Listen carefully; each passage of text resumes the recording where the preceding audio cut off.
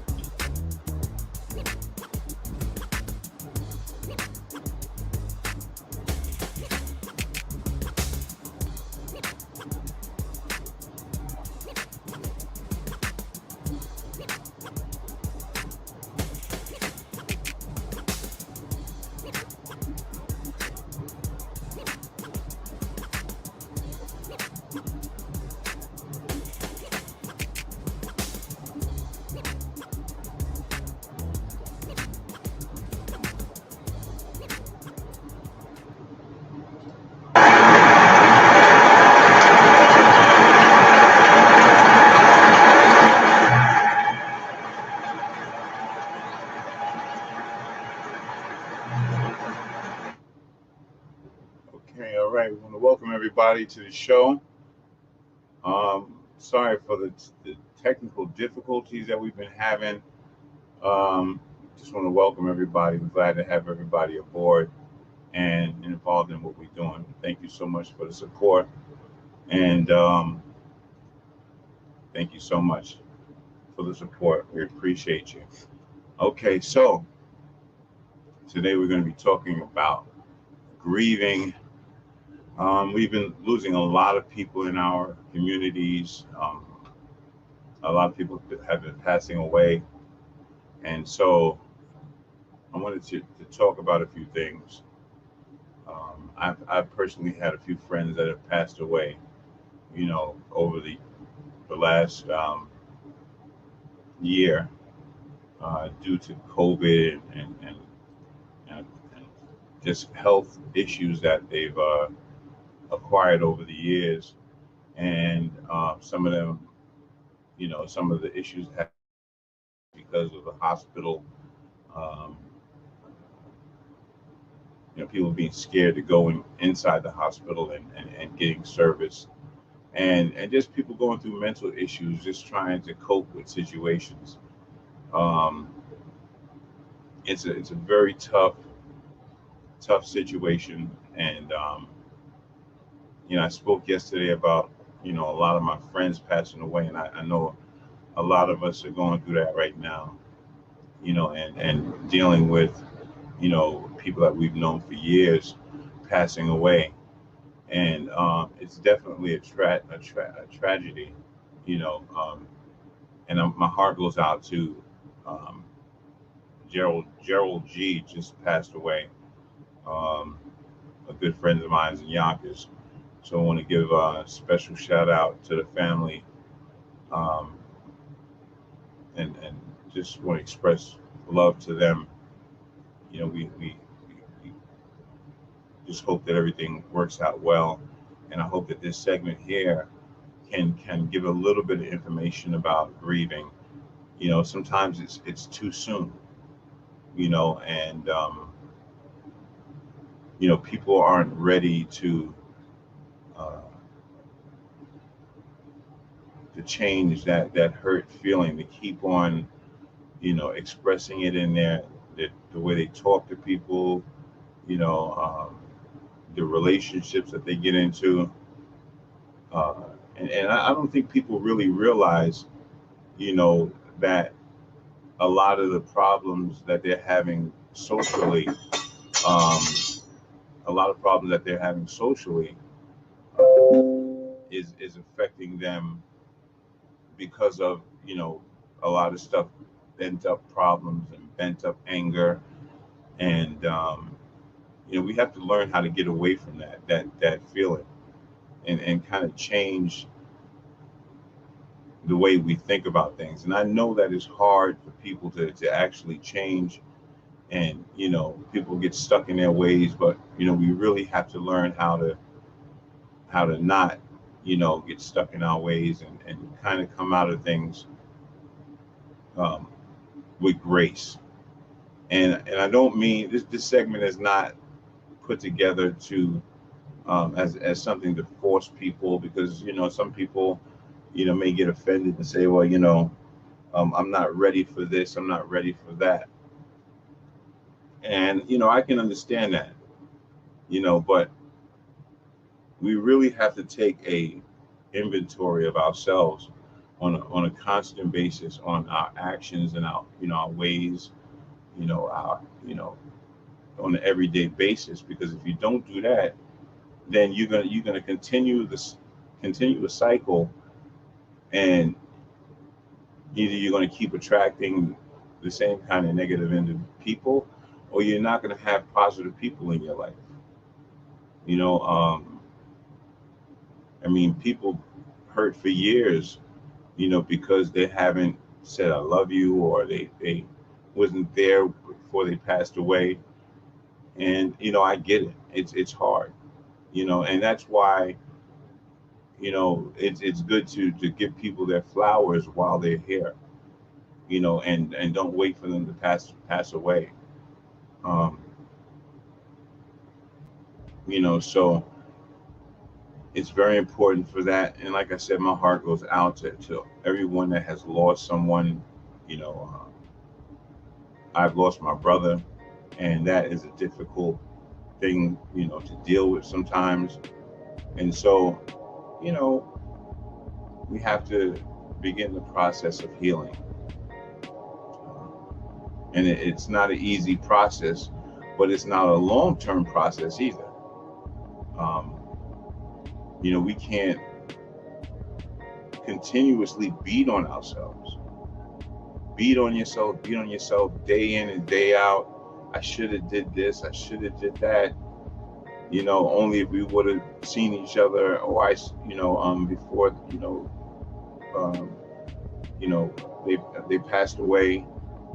I mean, there's so many different excuses for us to continue, these abnormal actions.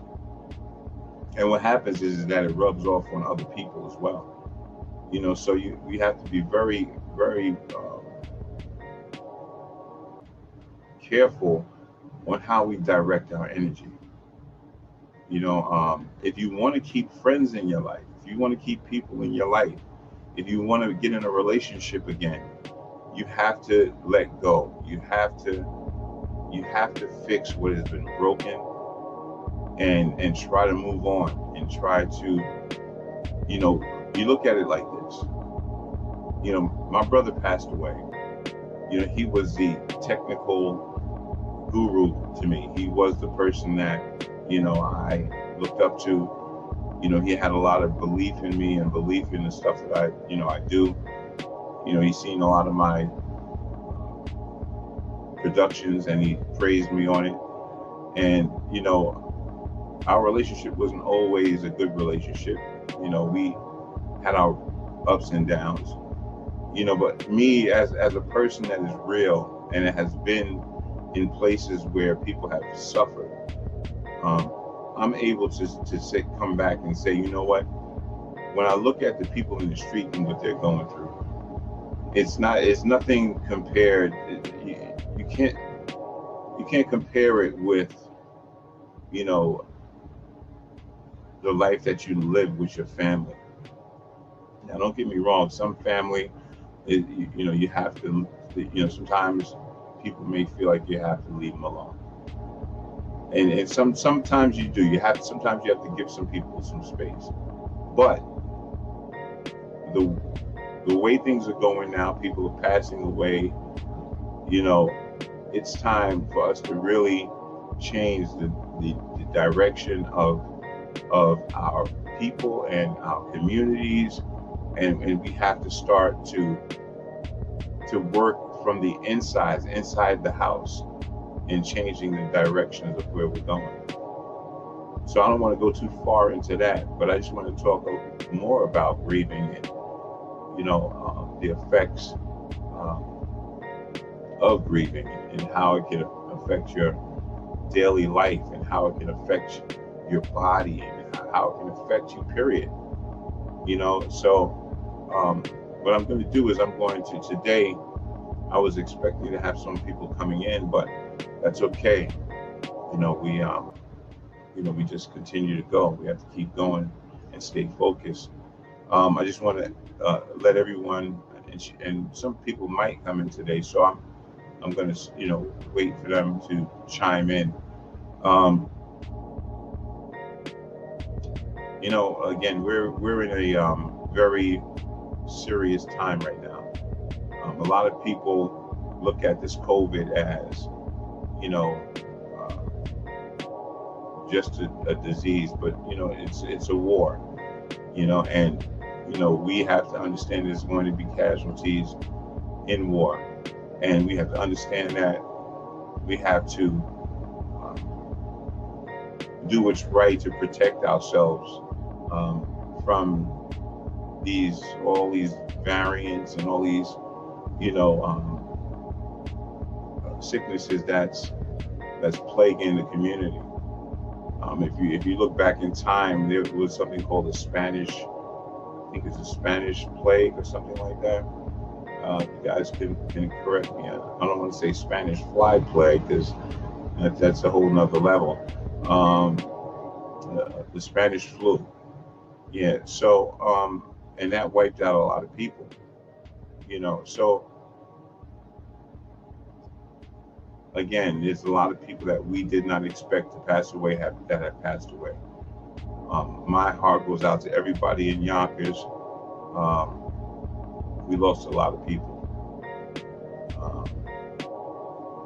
In the Bronx, my other hometown, we lost a lot of people.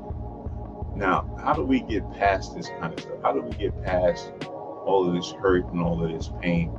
And I guess you're wondering why I got this guy on the back of my billboard behind me. That's Bishop T.D. Jakes. Now, here's what I'm gonna say this for everybody.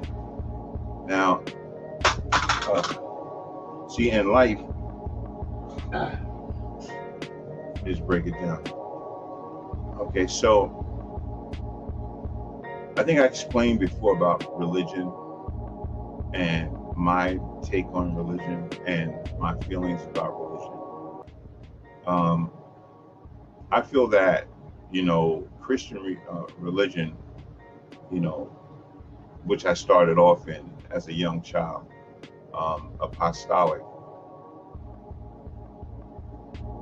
I was looking at this girl, and then that kind of got me into church, and I was kind of raised in the apostolic churches, which is a really strict church, and they have a lot of rules. Then I ventured off into learning about the Muslim beliefs, the 5% beliefs, Nuwabian beliefs, and Buddhist beliefs and stuff like that, Santeria, and all of these other beliefs. I've kind of gotten a kind of an experience in these things. And so what I'm trying to say is that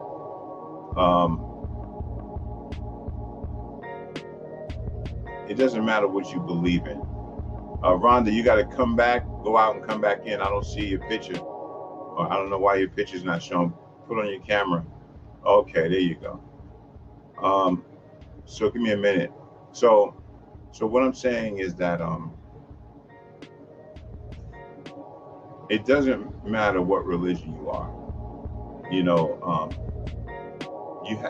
When someone speaks, if they're not speaking what you are into or speaking what you believe in,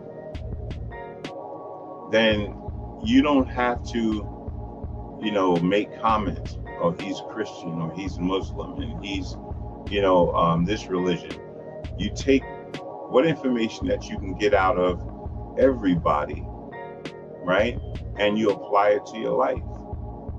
I'm not going to go around and say, this guy's Muslim, and I don't believe what he says, because I read the Quran, and I know what the Quran is. There's words in there that make sense, and if I can apply it to my life. I want to say welcome, Rhonda, to the show. Welcome. How are you today? You gotta unmute your mic, right? Yes. Can you hear me? I'm good. Yeah, I'm feeling good. How are you? That's good. I'm doing well. Just wanted to do a part 2 about grieving. So I just wanted to, I was just explaining to everyone that, a lot of people have passed away in our communities, and there's a lot of people hurting. A lot. A lot of people hurting, a lot of unexpected deaths, and there are people that have been grieving, in the past, and they have not yet gotten over that. So let me just go forward and say, so if you're a 5%er, or if you're Muslim, or, whatever religion that you are, whatever you don't believe in this guy, you take it out. And whatever makes sense to you, then you apply it to your life. That's what knowledge is all about. That's what it is to be a king. You understand what I'm saying?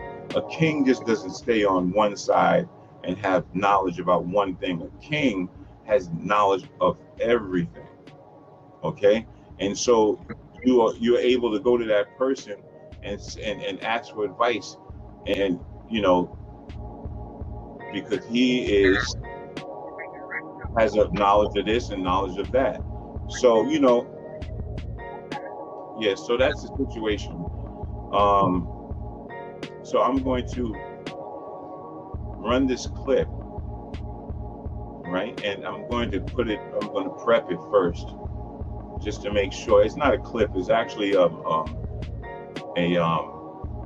kind of a track. And I'm going to just put it up. Just bear with me. So what do you think about this? What do you think about this grieving thing, Rhonda? I mean, how do you feel? I mean, this is really, a lot of people are affected by grieving, by, deaths in the family. What is your take on that? Take on it, one day at a time, there's really, there's different stages of grieving,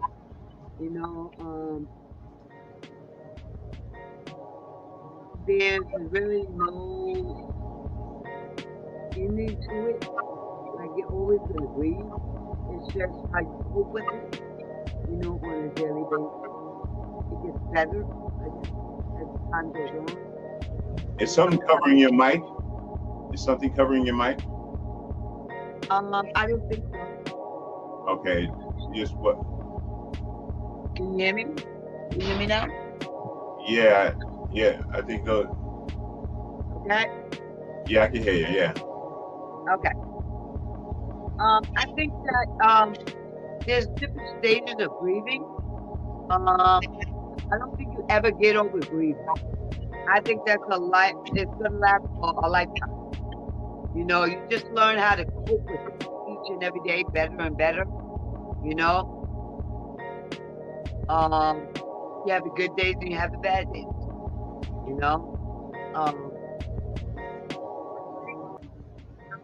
And you just need to find a good support network. And Do you feel that, like, do you feel like there's some people out there that hold on to a lot of hurt and pain, and then they snap at others, because they are in hurt and pain? Yes. displays anger. Um, hurt people hurt people. If you're hurting, of course, you might lash out here and there at somebody, and it's not really meant for that person, but at that moment, they're there, and you know, they might get the bite of it, and it's not really personal, but it's just what you're going through at that moment, Right. and if the person knows you and they know that you're going through something, they, you know, maybe they should just be mindful or, you know, just ask you what you're going through at that moment, you know? Right. Right. Your microphone's going a little bit in and out. It's not really coming in too clear. I don't know whether. I think you have one of those mics that you have to be right up on it. You can't be far away. I think that's what it is, and it just doesn't come in that clear. But anyway, yeah, no, people do have to be mindful of certain things. But but the thing is, for me, what I'm thinking is that there's a point in time when people have to actually go and try to seek some kind of help, either or on themselves, for themselves, or join a group, or just do something that's going to help fix the issues. Because I think that people can't keep going on doing the same thing, snapping at people, just you can't keep doing that. Mm, you know I don't know. I just know a lot of people that have a lot of anger inside, and I'm sure there's people in the street that have died of COVID, and family members, mothers of kids that are out there that's hurting, and they're just going crazy right now. You know, and that's displaced anger. You yeah. know, and if And, there's the thing with that, too, also is with COVID going on, like, a lot of the psychiatric places are not really, doing one-on-one. They're doing visual.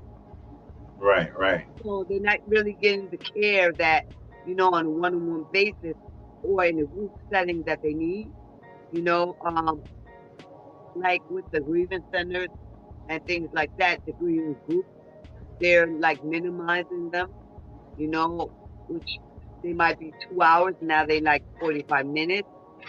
Um, and they're only letting a few in at a time.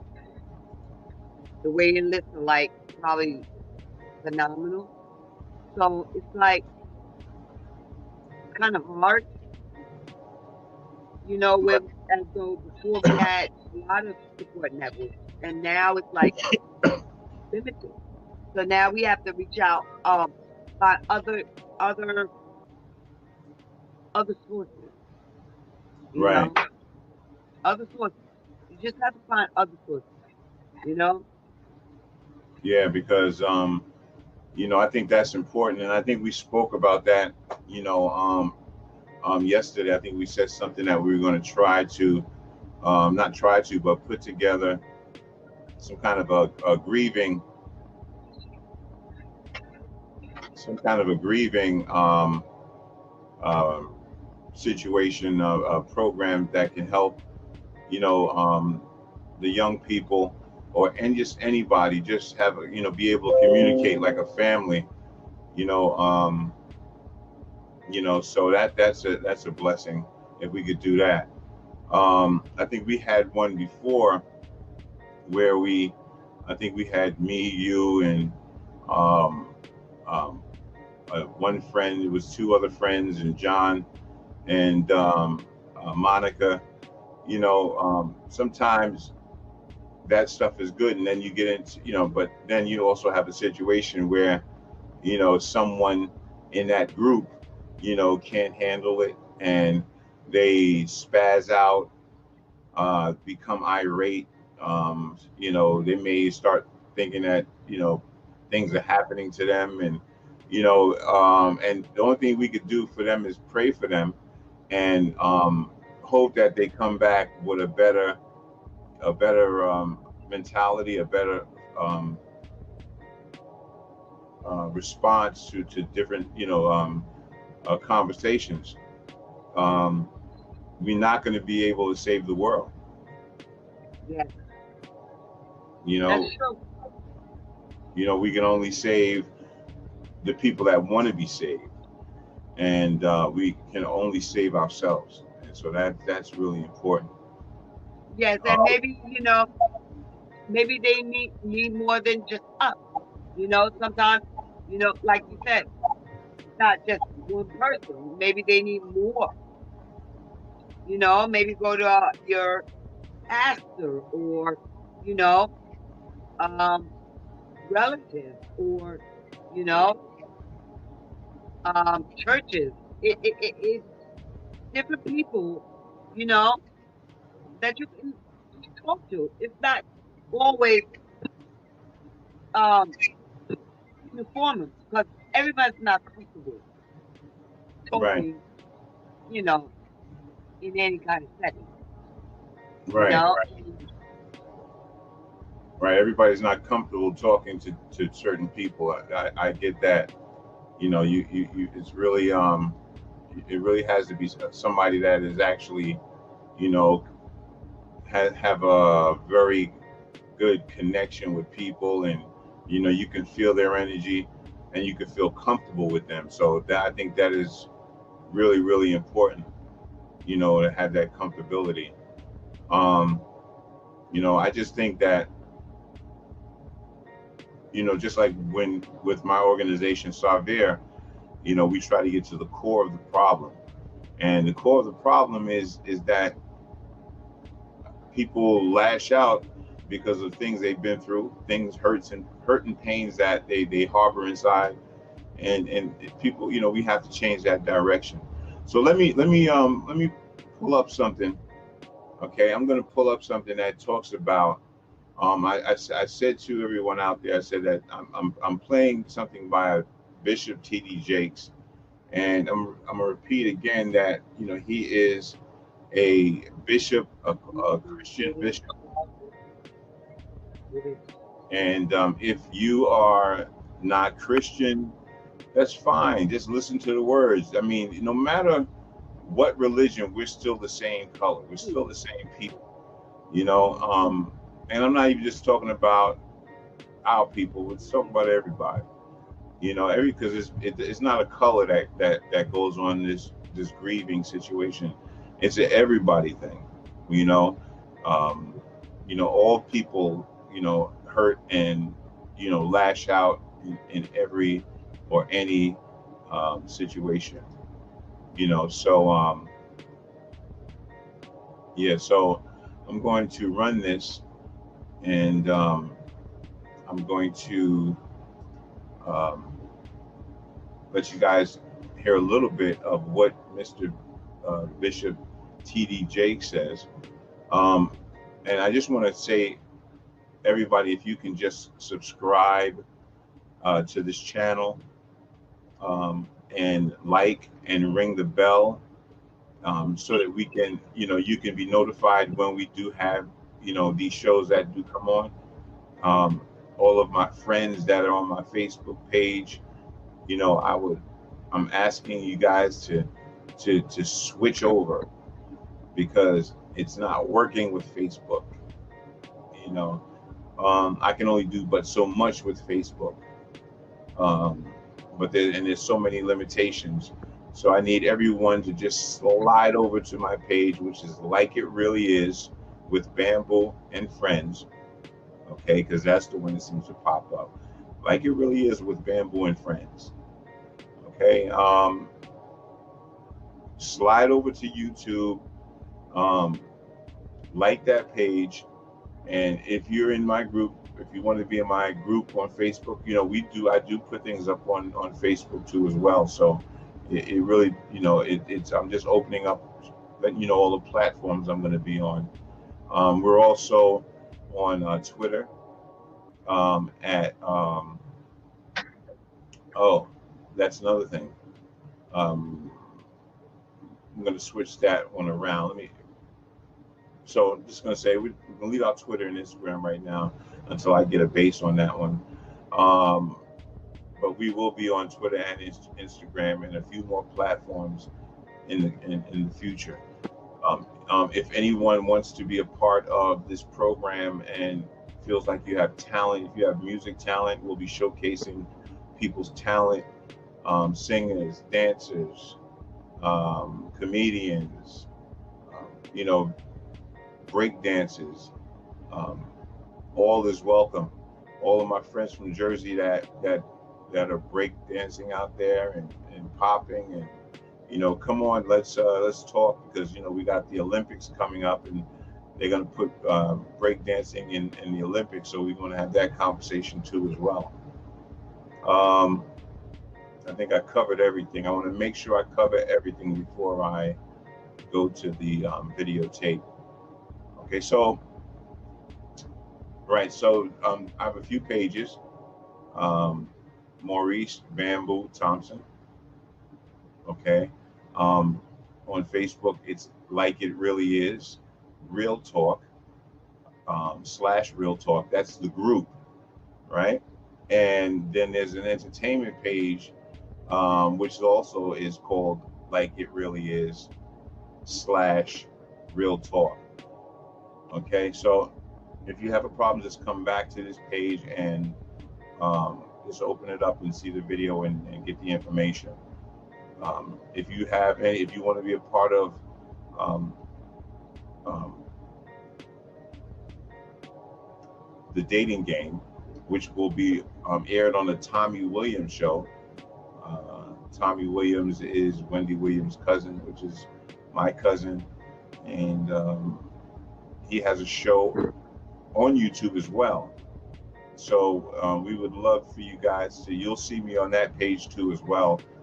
You can click over and on YouTube and subscribe to Tommy Williams and ring the bell over there too as well, because I'm on there as well. If you look on my page, you'll see me interacting with all kinds of people on his show. And we are family. I love this guy to death. Um, I'm supportive of what he does. And so that's that. All right, so let me just run the audio, and we should be fine because I'm at home. I just need you to mute out. And emotionally debilitating, prolonged grief can affect your health, can affect your mind. It can throw off course your other relationships until mommy isn't there for the rest of the kids because of the kids she lost. It can affect the next relationship you have because you really haven't gotten over your past relationship. My wife and I were counseling a couple that were just, forgive this term, hell-bent on getting a divorce.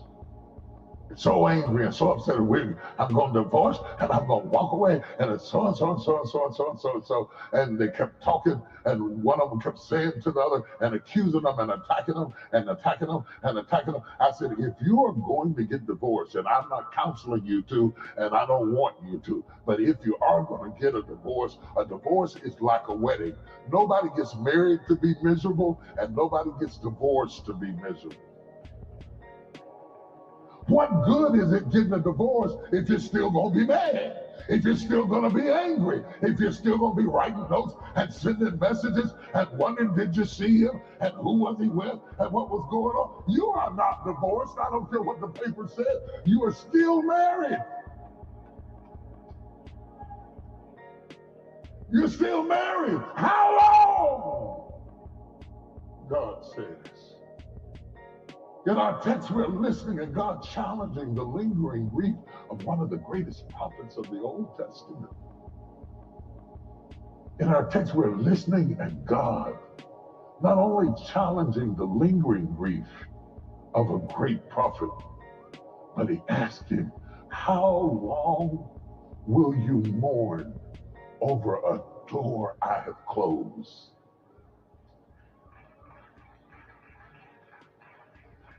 and a king I have rejected. How long will you mourn over a marriage that's over, a job that's gone, a house that's been removed, a girlfriend that left, a boyfriend that left? How long? How long will you be angry and guilty and frustrated and bitter and build your whole life around something that is dead? I love how David grieved. He grieved over the death of his child with Bathsheba. As long as the child lived, he prayed and prayed and prayed. And when they told him the child was dead, he got up, he washed his face, he changed his clothes, and he went on with his life. There are some times in your life that you got to get up, wash your face, change your clothes, go on with your life. Life is too short for you to hang around the cemetery grieving over who didn't want you, who left you, who denied you, the job you didn't get, the business you lost, the house that you didn't close on. You cannot spend the rest of your life. Hello!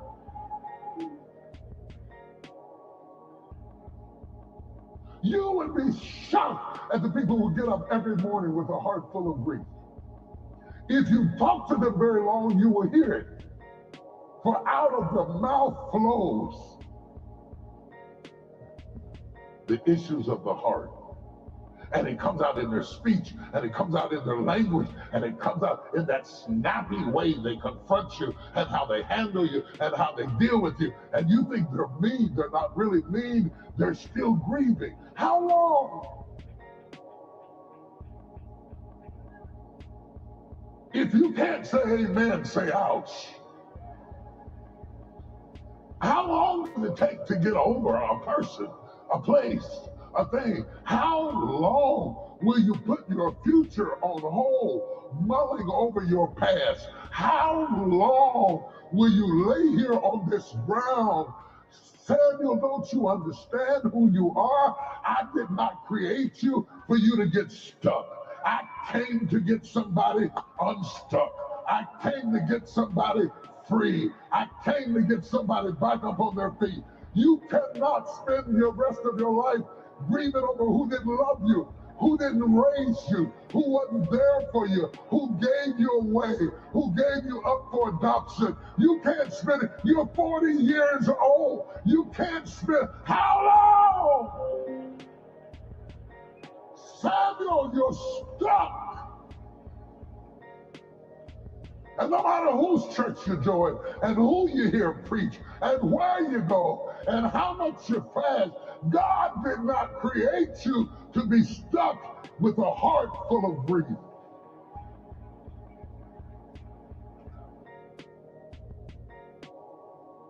Okay. That's a lot of that message there. And that's a whole lot of message. And yeah. So what do you think about that?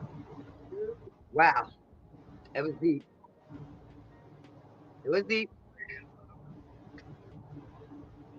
It was, I mean, like I said, everybody's opinions. I mean, like you said, take what you can from it. What you can't, leave it. What's for you is for you, and what's not is not. Right. Okay. It's just that simple, because nobody's never gonna agree to disagree. Like, no two people have to agree on everything. You understand? Yeah. Just the way it is. Right. I got you. But you have to respect other people's their opinion is valid. Yeah. Just like Yeah. I think that he was talking more about you can't go on and go on and go on and go on making this an excuse As right, for, you become for victim. You become you're making right, yourself a victim, more or less a victim, not right.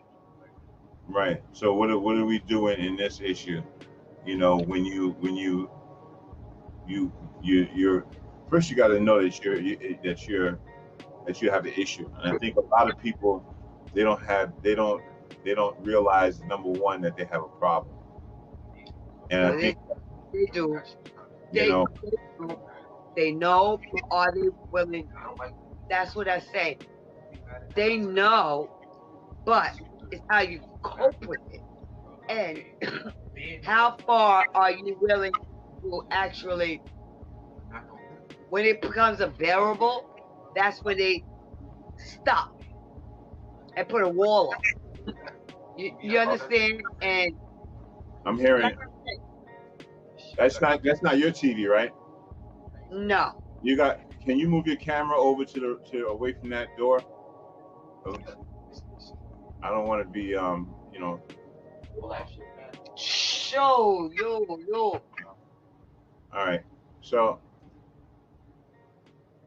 all right. Yeah, so, you know, basically, you know, there's just a lot of people that don't know, you know, the direction to go when it comes down to making these changes. I'm going to continue to play, you know, what he's talking about, and just we'll keep talking after that. Okay.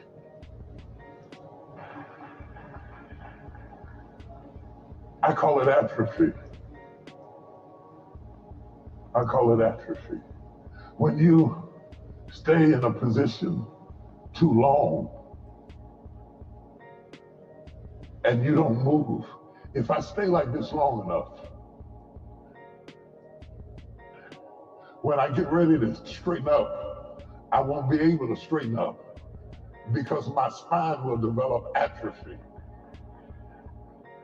Atrophy is a body tissue or an organ.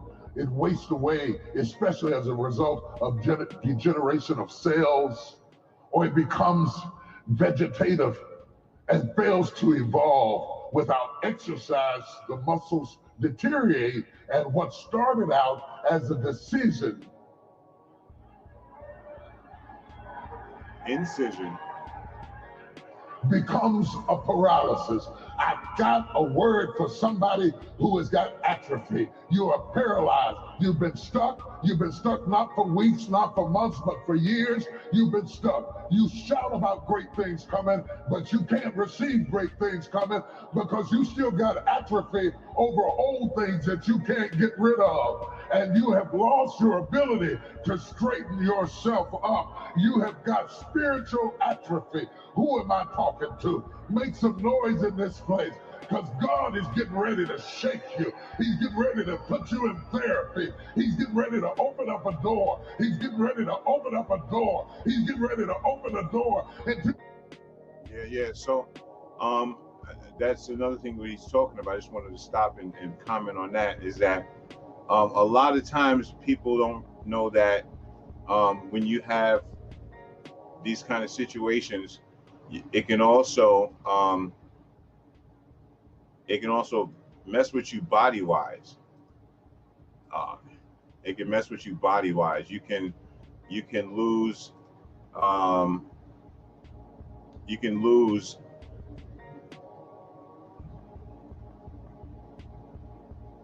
Okay, so you can be stuck, and it could just, you know, deform your body, and you could be caught, you know, this way, and you know, you see people walking like this, and they can't move, you know. It's because a lot of that is also mental. You know, sometimes it could be physical, but it's also mental. You know, the way we walk like this, and you know, sometimes I notice with me is that my shoulders come up. You know, my shoulders come up, and I have to learn how to relax my shoulders. If you notice in some of my shows, I have this, like, it's like a tense thing, and it's because possibly it's overwhelming stuff going on, you know, and for me, what I have to do is I have to learn how to relax and just relax, let my shoulders drop and just relax. So, you know, that's something that you know, that's important. Um, so what do you feel about the body part, that body situation? Um, you know, the body, it causing body ailments, causing, and it also can cause you to die. Yes. And yes, because your mind is powerful. Like, if you constantly tell yourself something, your body's going to react. Your body feeds off of what you get put in. You know what I mean? So if you're constantly living off of pain, sorrow, slouch, depression, like you're down, you will form into that form. And also you speak things into existence also. You know, the longer you tell yourself something, the longer it becomes a fact. Change the muscle, change what how they say, change a thought, move a muscle, change a thought. That is what it is. Right. So I guess what you're saying is that, you know, that we can mentally be disturbed by situations that we harbor inside of our mind, and it can affect us. You know, that's like a person that gets too used to being in a wheelchair, but really can walk. Hey, The doctor said get up and walk, but you rather sit in that wheelchair because it's comfortable, correct. because you don't mind sitting. It's Mm, it's an easy way out. It's a you get comfortable. yeah, it's easy. You know, Yeah, sitting in this, if it's okay for me to sit in this wheelchair and just be driven around, you know, so that's where the problem is. People are too comfortable with different things, and that's where we have to change. Um, we're too comfortable about the way we eat. We're too comfortable about the way we're acting, and just in that note, and talking about grieving and people dying, it's just, you know, like I said earlier in the show, that I'm having a lot of people, friends I know, that's dying.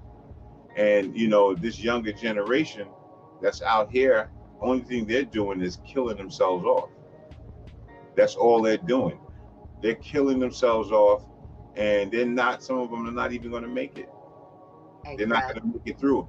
And one of the They big, do before they even start. They got a mindset that I'm doomed, so you know what? Nothing's going right anyway, so nothing's gonna be right. Is everything's gonna go wrong? So I'm just gonna make everything around me wrong. So that's what they rear to. And then everything around them is gonna become wrong. right. And then they're going And to go out to the streets, and the only thing they're going to do is get a package, and then they're going to try to sell it on the block, and then they're going to be in the wrong block, the wrong place, in the wrong time, and then this is when the bullets fly, because they think that they're Superman. They think that they can, they can be everywhere, like, so, people are dying, from physical problems, but we have people dying for stupidity. You know what I'm saying? And so I mean, it's crazy. Dealing with people that have to die, or not people that have to die, people that are dying that don't really have to die. You know, I wouldn't say stupidity. I would just say that they're closed minded. They don't see the broader things. Like I'm very spiritual, so like the Bible say, live by faith, not by sight. Because once you live by sight, you can get misconstrued with everything that's going on, and you will never see the bigger picture, or you might miss something because you're too focused on what's going on around you in your plain sight. Everything's not plainly seen in front of you. Sometimes you gotta make a curve. Yeah. Come out of your comfort zone. Come out of your comfort zone. Yeah, that's I'm always sure if you're too comfortable, something's wrong. Something's wrong. Because like with me, I have a lot of disabilities, right? One day, you might see me with a motor scooter, right? A motor scooter wheelchair, right? And the next day, I'm walking. right. You know why? Because I know it's easy to get in that chair, push that button to keep it moving. But am I willing to do that? No. Because I know if I don't use it, I'm going to lose it. You understand? I will become dependent on that chair. And for that, I will not do. And people judge me and they say, oh, is there really something wrong with you? Because yesterday I saw you dancing.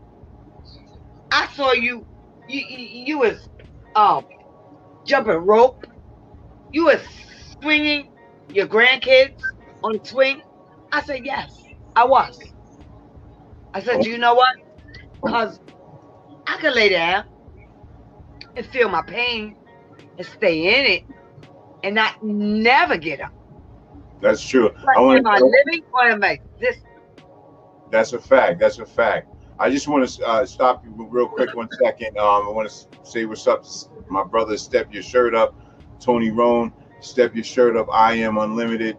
You know what I'm saying? Go down. If you need some shirts done, if you need a hat done, you want some quality stuff, check him out. Hold that.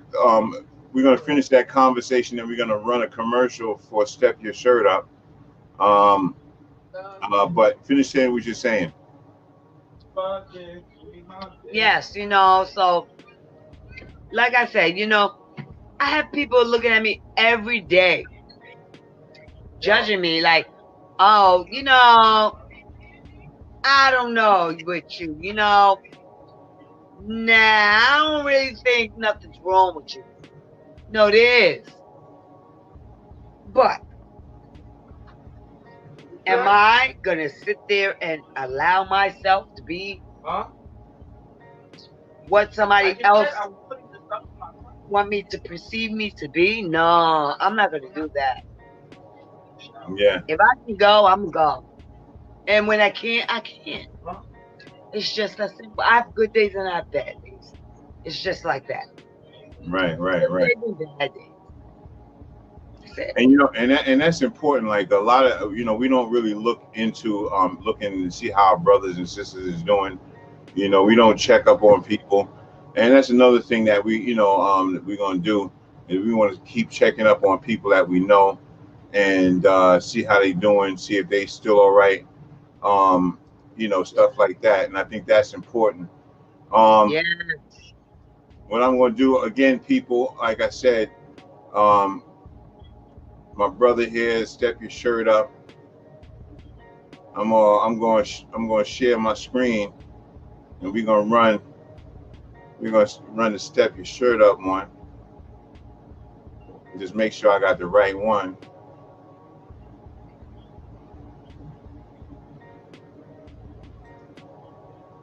Work like a. All right. Make sure we got the right one here. But like I said, His brother here has been doing his shirts for a long time, you know, and you know, a lot of times we don't support our brothers, you know, and if you're from Yonkers and you know Tony Roan, you already know how he gets down with these shirts. You know, it's no joke. It's not a game. You know, we serious about what we doing. We coming together, and we supporting each other. And I think that's what's important. You know, we all have to support each other. And if we can't do that, then you know that's a problem. All right, so let me run this. Let me run this here.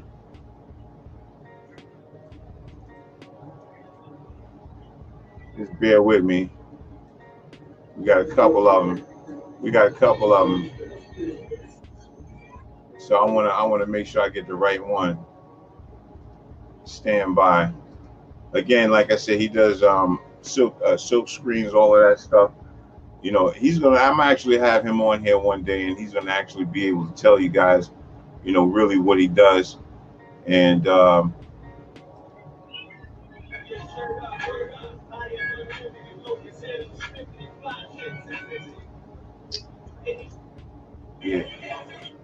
yeah.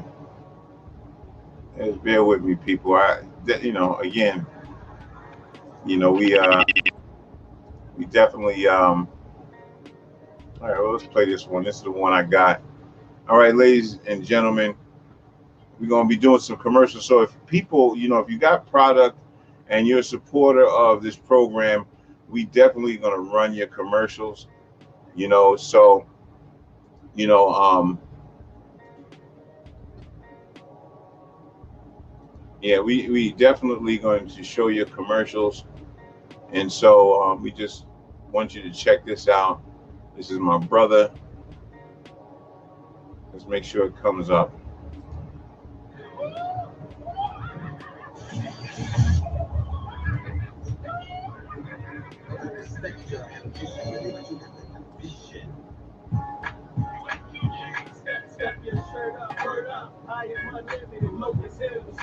Fly shit's exhibited, whatever you want, please believe you getting it. If it ain't Tone Road, then we uninterested. Blast. You know what up, it's on, open 24 hours, holding short alone. And I ain't talking about t-shirts, work like a Mexican, customize your size, fit it for your skeleton. New shirt, yep, you damn right. Can you make me a shirt?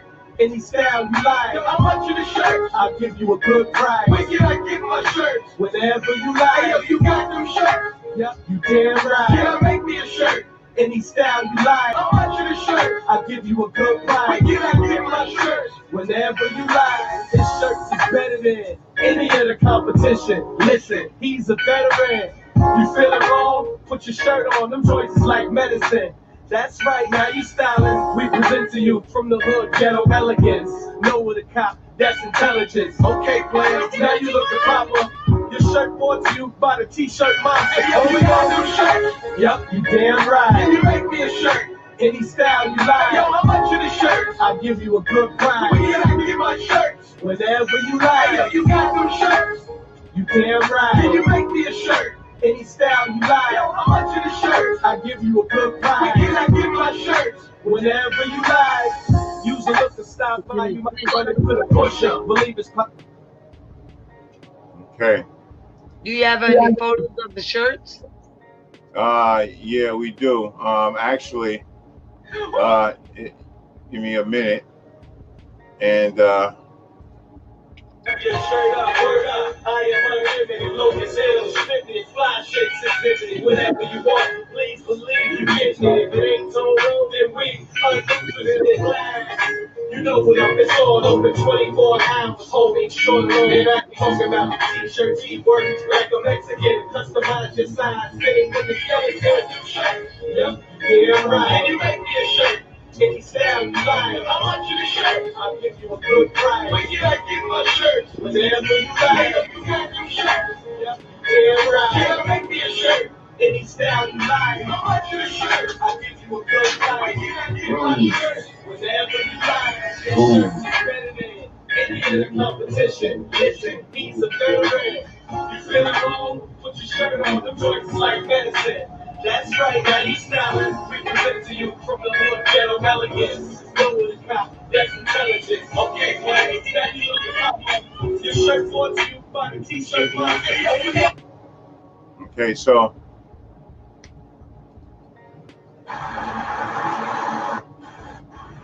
yeah, so that's basically something that you got going on.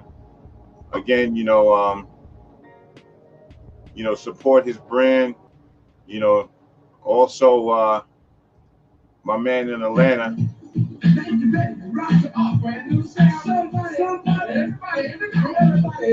Get down, get down, get down. Keep the focus out, cause we are the people of soul sound. And you don't stop.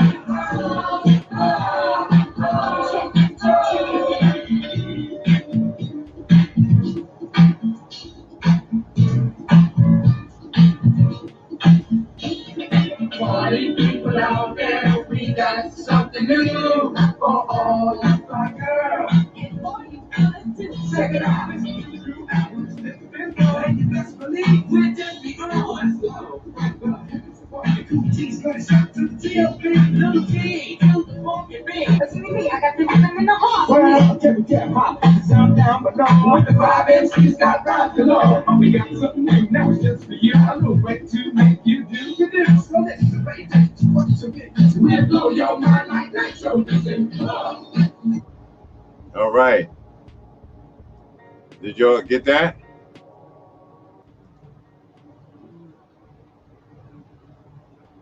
Or no? Not too clear. It didn't come in clear? Not clear. Wait a minute. I think that's the problem.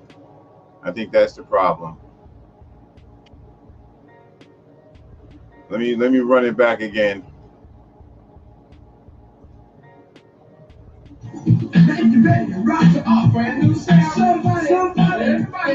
Somebody say, get down, get down, get down. Keep the focus out, cause we are the people of soul sound. And you don't stop.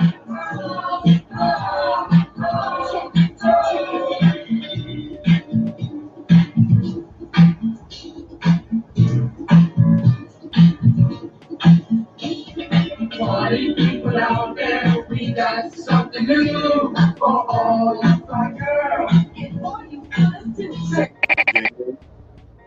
Okay, so we're gonna go back. I don't know. Did you hear the other ones? I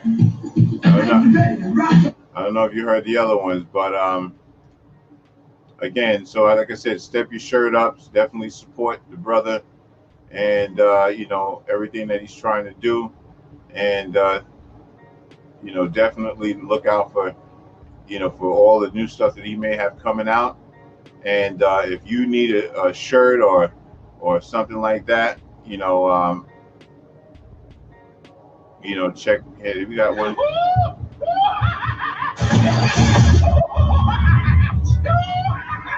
I respect your ambition, really, but you got to have vision.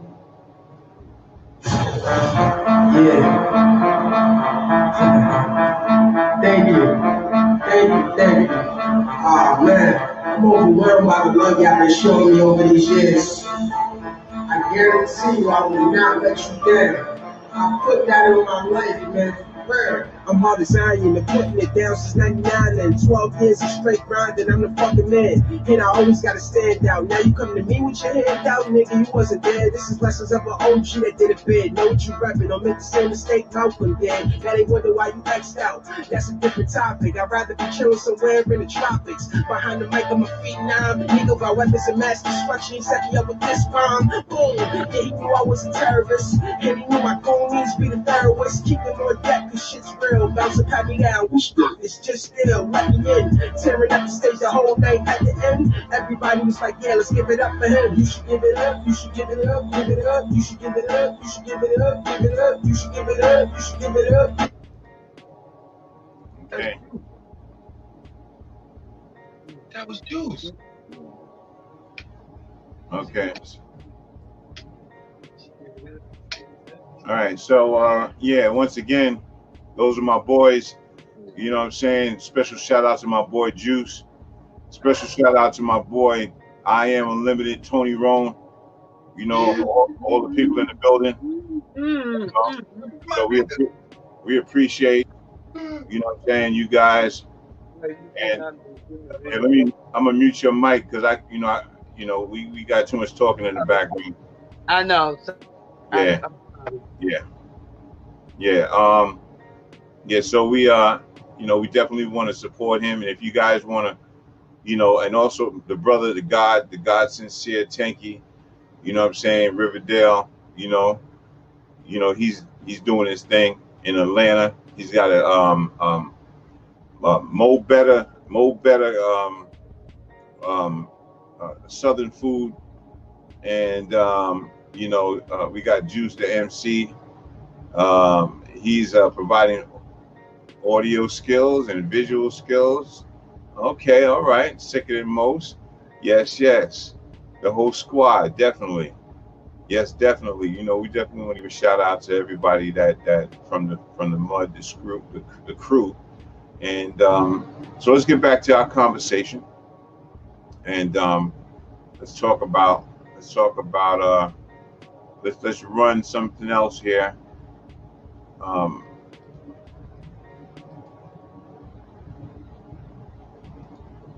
okay. So Rhonda. yes. So as we continue the conversation about the grieving, are there some places? There are some places that people can go to when they have problems, or they having these hurt feelings of grieving. Yes. Like I said, like you have NA and AA, they have grievance groups. Grievance groups, right? Yes, I know that there's some in Mount Vernon. I think on Prospect, over here on Prospect in Mount Vernon. I'm not sure. I think like 20 Prospect Avenue in Mount Vernon, places like Okay. that. Yeah. Okay. That we got to slide that camera over because we seeing. I'm gonna get kicked off. I'm gonna get kicked off because he's not dressed.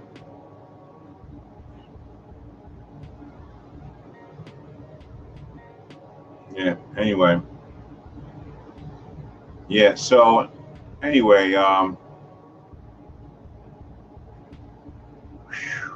Yeah. So anyway, I just hope that people can understand that we have to take a change. We have to make a change in things that we do, and make a change in try and make an effort to make a change. I know that it's hard, I know it's rough, and it's not easy when you lose somebody. Me and Rhonda know it oh so well. It's not easy, and sometimes I haven't got to the point where I'm actually beating myself down. I know that I know that I may be a little bit snappy sometimes. And see, that's the thing we have to do. We have to admit certain things. I'm a little bit snappy, and then okay, work from there. Because if you don't admit that you have a problem, then the problem is going to continuously go on and go on and go on and go on. So again, for all of those people out there hurt and going through something, I'm going to keep playing this clip here. And remember, for those out there that don't believe in it, that's fine. You're welcome to have your feelings, but just take the information, leave the rest, and then go from there. So let me run this.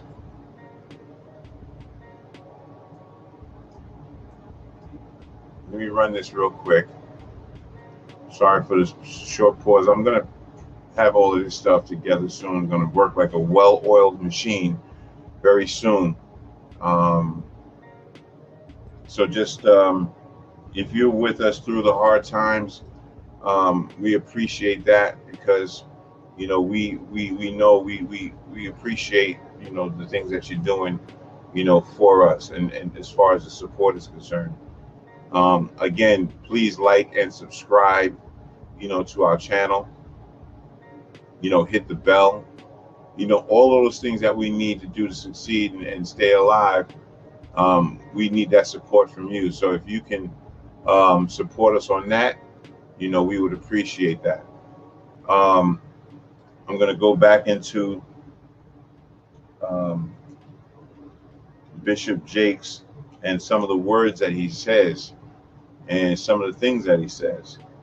And, as we last heard, he was saying, how long are we going to continuously,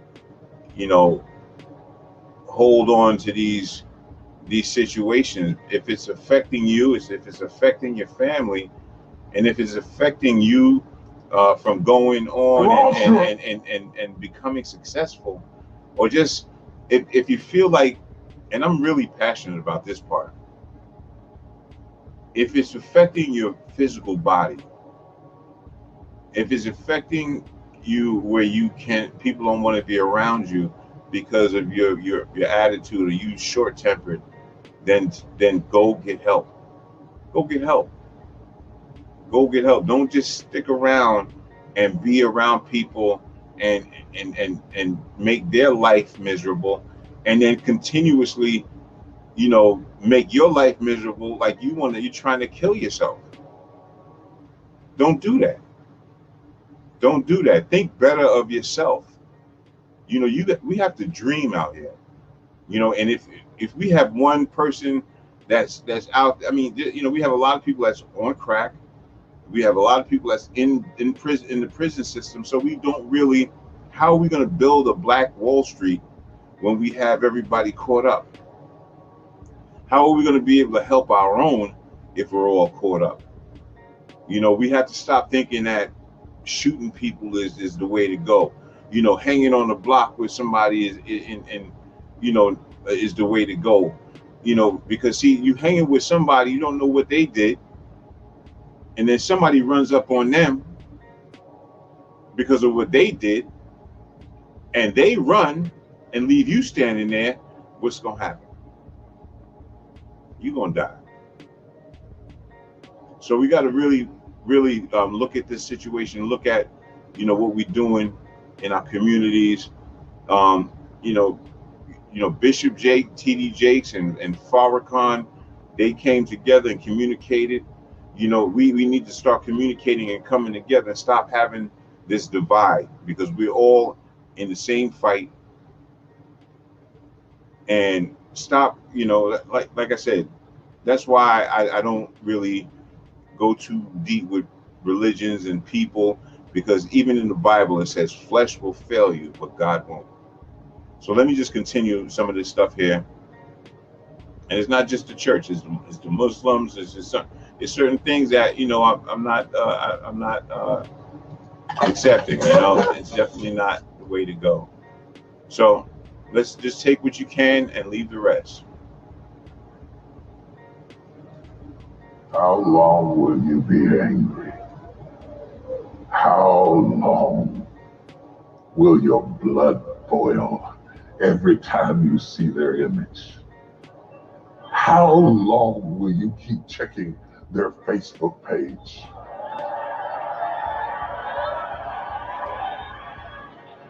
How long will you keep investigating somebody who's not even thinking about you anymore, and you are an undercover agent trying to see where they're going and who they're talking to and who they took a picture with? It wasn't you.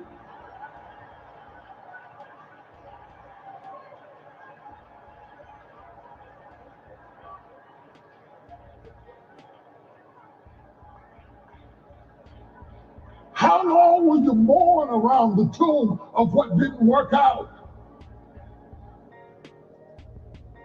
I was doing what do you call it, Instagram interview with Devon Franklin, and he was asking me about when I did the talk show. He said, when I didn't get renewed for the second term, he said, were you upset? I said, absolutely. He said, were you disappointed? I said, completely.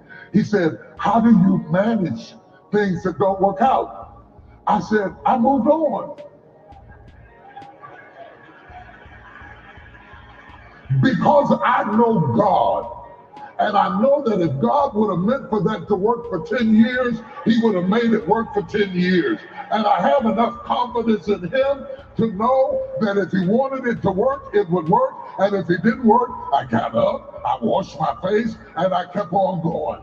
And I said, thank you, Lord, for the opportunity. I had the experience. I got to learn things I would have never learned. I got to meet people I would have never met. And I was the first clergy to be on daytime television, on mainstream network. And somebody's going to come behind me and they're going to do it longer and bigger and better. But I was the first, and I'm happy to have been the first. You got to change the way you talk to yourself about what happened in your life, or you will get stuck.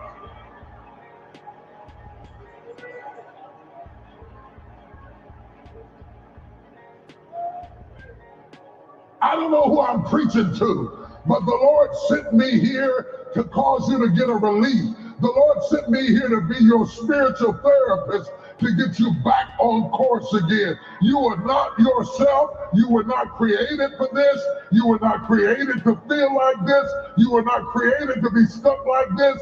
God didn't bring you out of your mother's womb to get to this point in your life and develop atrophy. God wants your nerves and cells and tissues and blood and bone and muscles to move. Somebody shout, move. Somebody shout, move. Somebody shout, move. That's what you ought to say to grief. That's what you ought to say to fear. That's what you ought to say to anger. That's what you ought to say to disbelief. Move. I will not spend the rest of my life hanging around the cemetery of what could have been, what should have been, what ought to have been. Why seek ye the living amongst the dead? He is risen.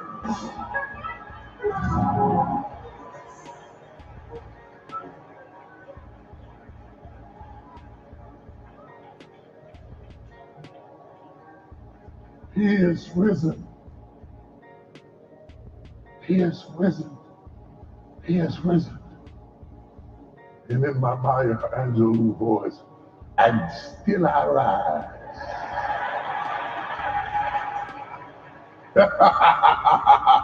Somebody practice it and say, and still I rise. You ought to clap your hands and praise your God and begin to celebrate. Look at what you've been through, and still I rise. Look at what you endured, and still I rise. Look at what you overcame, and still I rise. Look at what left, and still I rise. Look at what happened to you, and still I rise. I was adopted, but still I rise. I was wounded, but still I rise. Grandma raised me, and still I'm leaving 60 seconds for old-fashioned hand clapping, foot stomping.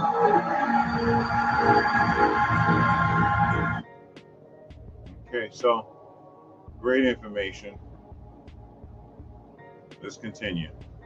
Over a show, over a job, over a house, over a position, I will rock, and still I rise. And still I rise. Say it again. To come get you.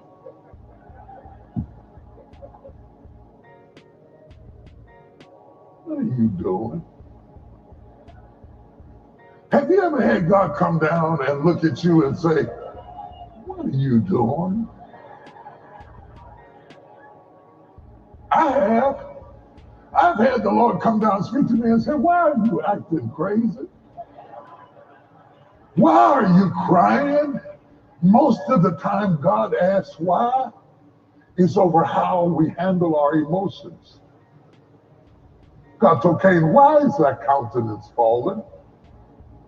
The king told Nehemiah, why is your countenance fallen? The angels told Mary, why seek ye the living amongst the dead? God walked through the garden of Adam. Where art thou? What are you doing? Samuel, how long? How long? You weeping over Saul longer than the children of Israel wept over Moses. They gave Moses 30 days. They said, all right, I'm going to eat ice cream for 30 days.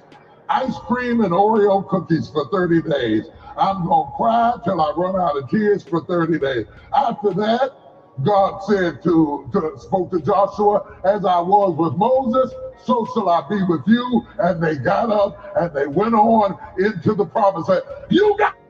Okay, so I mean, listen, I mean, it's real simple. It's real simple.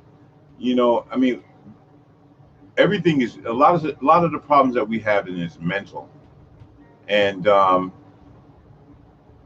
lot of the problems that we're having is mental, and that's what keeps us in this place. So you have to remember, you have to change the way you think. You have to change the way, you know, and let me tell you something. It's not to say that hurt is not going to come, because hurt is always going to be there. You know, it's always going to be there. You're always going to, you know, have a moment where you're going to, you know, feel that pain. You may feel like that loneliness, like, you know, my brother that's been with me all my life is not here anymore. You know, and I've been through that. I mean, I've actually, you know, you think about all the stuff that you and your brother talked about, me and my brother talked about, that nobody knows about, that he knows about me. You know, the stuff that we shared, you know, how we came up and how I was singing, we used to doo-wop, and, you know, only he knows the history.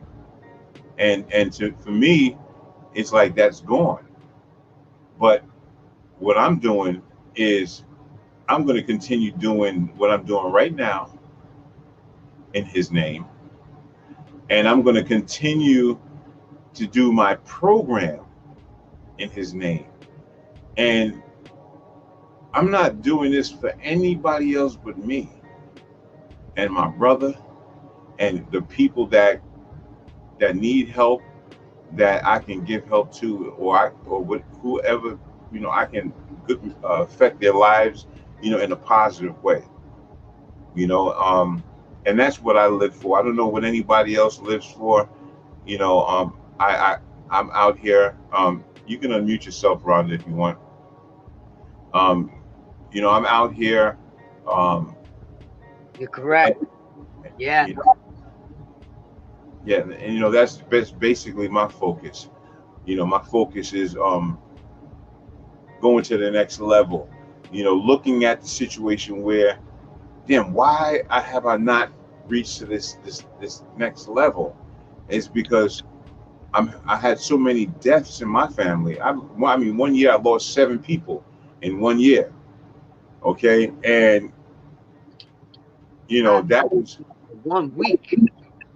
yeah, you know, so you know, so I mean, it's not a good thing. You know, you have to overcome it. I had to deal with it myself. You know, I wanted to you know, soothe myself. What do you call that?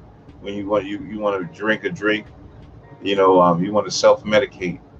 You know, because you're angry because it is. So this ain't working out, and this ain't working out, and we find ourselves smoking and drinking and smoking too much, and just constantly just smoking too much. What you know, and what it does is going to affect us somehow. You know, and we have to love ourselves a little bit more. You know, and anybody that ain't, listen, this is the most important thing. If they not with you, then they're against you. Okay? If they're not doing the right thing in their life, right, and they're not trying to achieve like you, then you cannot have them in your life. because what's going to happen is they're pulling you down. They're pulling you down, and you cannot rise when you have a crab holding on to your feet. So you go to that corner. Am I saying something? Well, I feel like this, on your journey, nobody should be left behind. You shouldn't leave nobody behind, because maybe that's not where you're at right then and there, but maybe tomorrow they can be there. So, like you say, you pray for them and you lead by example. You try to guide them to other support networks, because maybe you're not it. Maybe they need something more. Maybe they can't find it the way you found it. That doesn't mean they're not going to never find it. So my thing is, leave no man behind. And even in the army, they say, leave no man behind. Even if his limbs cut off, leave no man behind. God said, leave no man behind. So, I mean, they do that in the military. No. They do not leave men behind. What they do is they go forward and then they come back with more. That's what I'm saying. They come back with more. That's what I'm saying. See, they do not leave nobody behind. Right. In the army, they never leave no one behind. Okay. Nah. That's not the goal. You never leave no one behind. Even if their leg is torn off, you do not leave them behind. You leave that leg behind, but you do not leave the man behind. Leave that dead leg behind. Right. And drag that man. Okay, well. Drag that man. Okay, so now that we left his leg and we're dragging that man, how's he going to get a new leg? Prosthetics. He could get prosthetics. But his leg is over in another country, and they got his DNA. And that leg is gone. We lose body parts every day. That does not make you a whole.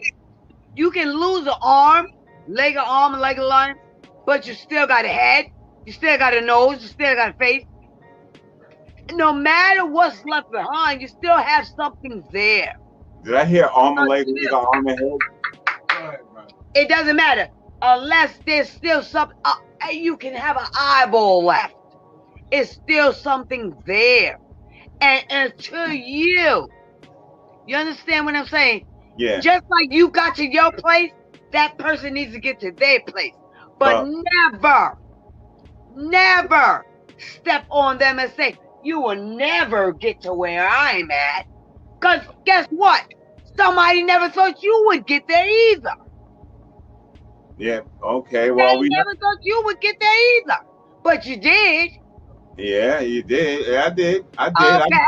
Okay. So, like I said, leave no man. It's still a work in progress, but I'm just saying, about the leg. I mean, I would expect that they would pick up the leg too and bring it. I would. No. Cause see, sometimes you can look at it, right? If it's blue, if it's green, it's gangrene. It can't be saved, honey. Right. Now, if you see a little bit something there, okay, yeah, drag it too.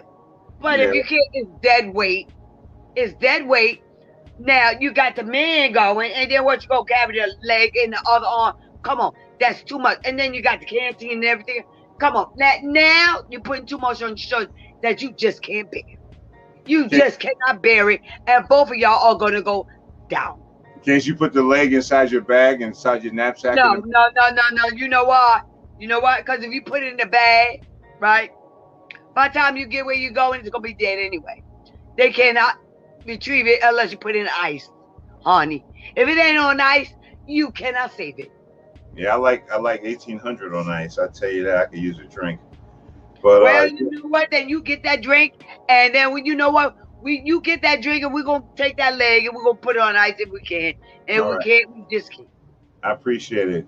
I know not to never lose my leg around you. That's right. Because guess what? I might take you. Uh-huh. If I think the leg is all right and it can be saved, I will. And if not, Maurice, then guess what? I'm going to take you and I'm going to say, Maurice, guess what? We get you a new one. And if Okay. not, guess what? I got two. Guess what? I got two. And you're one. That makes three, right? Yeah. And with the two arms, listen, we can hop along and we can still be best friends. At Well, the end of the day, we still going to be a pair. It works. It works. I know. I got it. Just as Have a long. pair, but we going to be pair.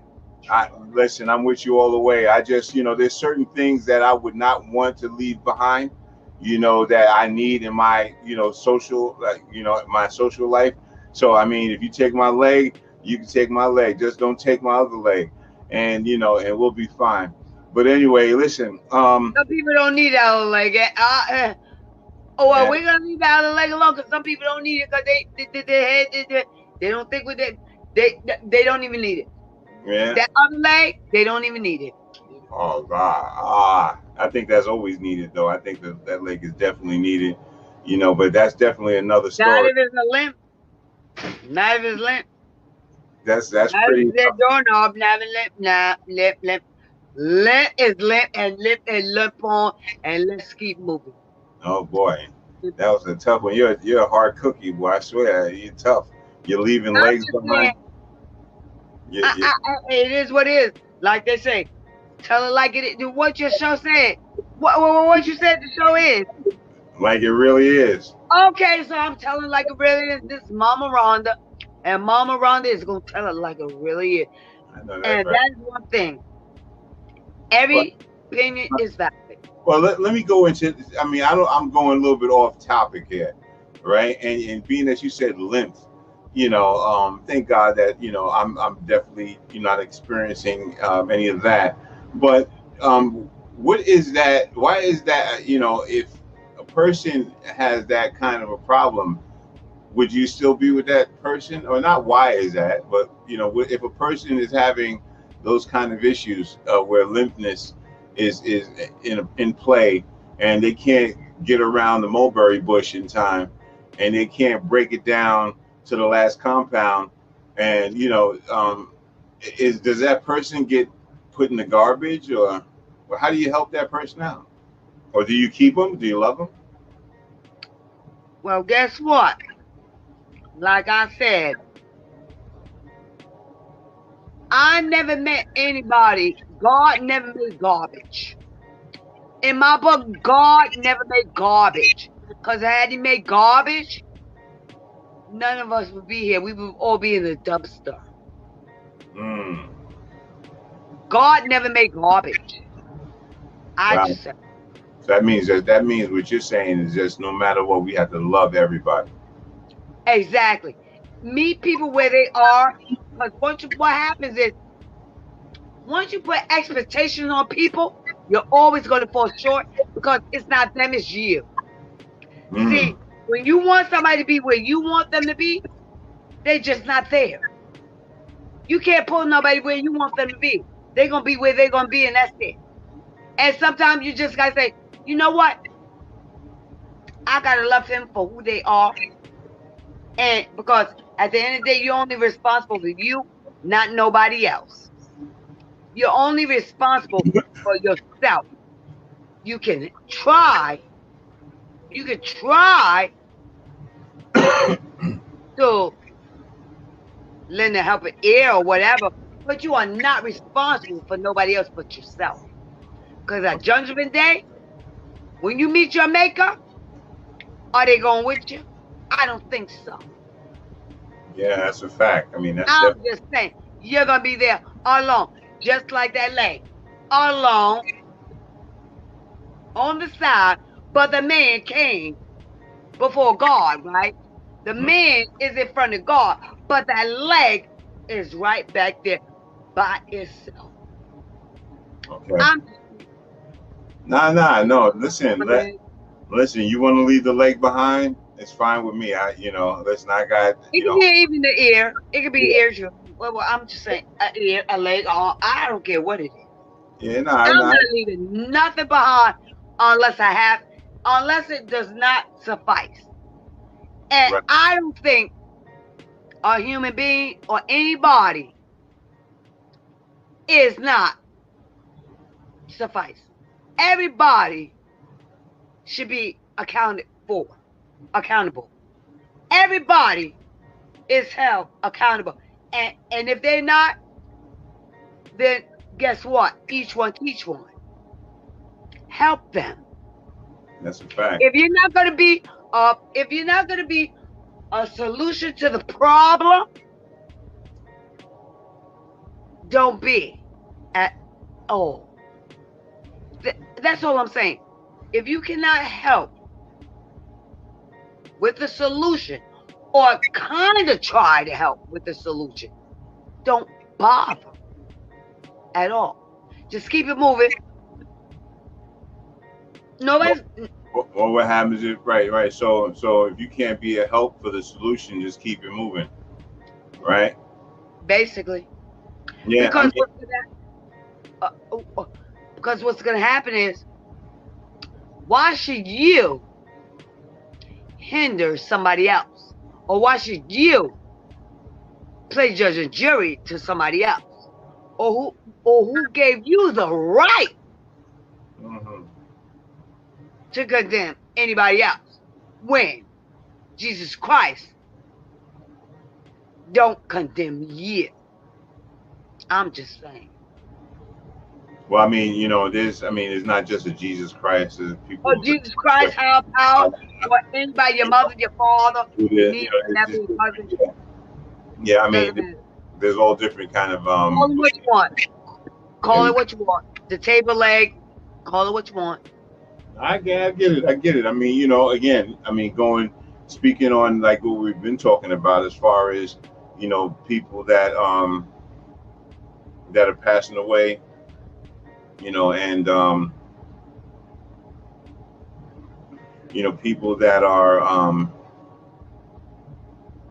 not focusing on I think we was having a conversation about, I'm sorry, I just lost my train of thought there just for a minute there, but it'll definitely come back within a second. Cause you still talk about that leg, cause you still back there with that leg. That's what's going on. Well, I'm not, the leg is one thing, and it's always, good to keep your legs Don't leave together. them behind. Yeah, definitely good for that one. I just don't want to start no trouble up on this YouTube, but yeah, it's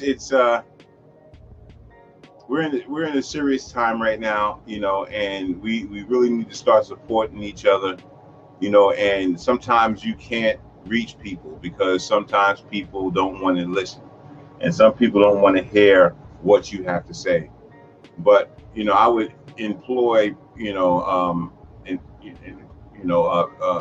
people to try to listen, try to if somebody comes up to you and says, you kind of snappy and you kind of, your whole mentality is kind of messed up, or if they say it in the right way, just take it in. If somebody says it if it doesn't sound like malice, then just take it in, because obviously people love you, and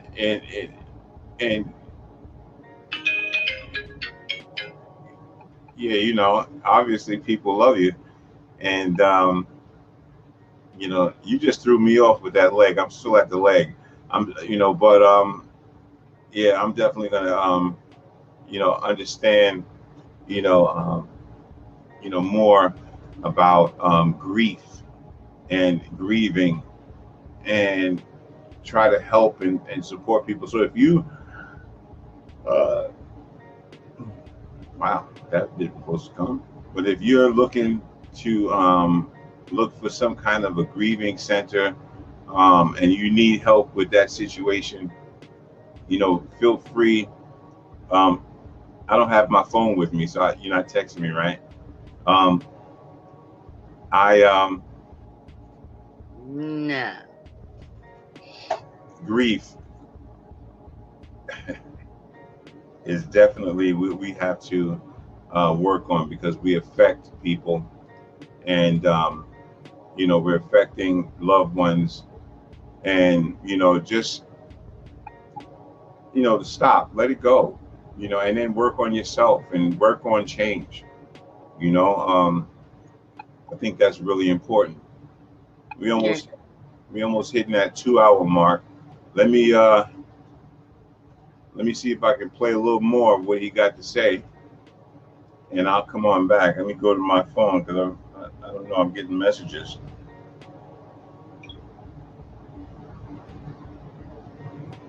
Okay, I'm cool. Okay, so let's go back and hear what else he has to say about this thing we call grieving.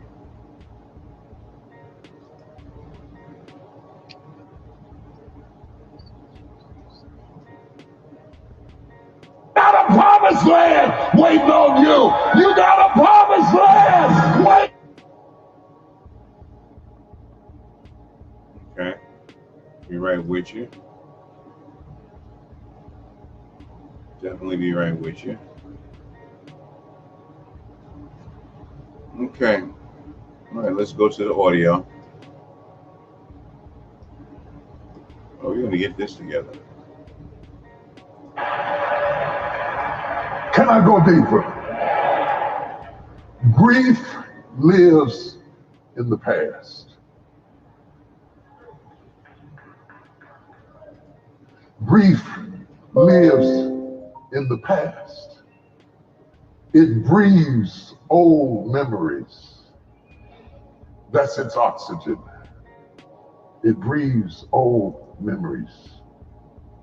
Grief lives in the past, but grace, grace looks forward to the future.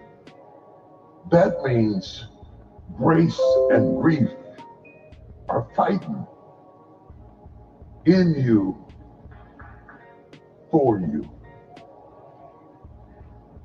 Grief is trying to keep you tied to the millstone of what happened, and grace is down there with this welding equipment trying to cut the chain. Grace liberates, grief incarcerates.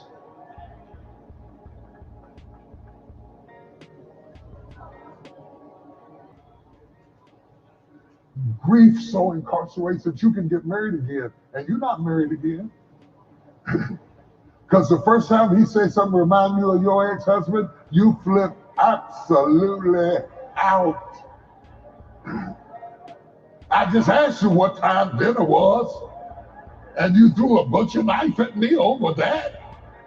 He don't know you're not throwing at him, you throwing at your ex. You're a polygamist. You're a polygamist. I don't care what the paper says. You're a polygamist.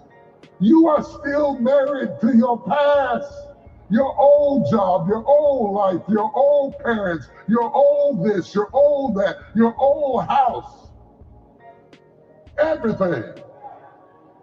I used to live over on White Rock Lake, and when I moved out of that house, I think it was about at least 6 years before I ever even drove past it again.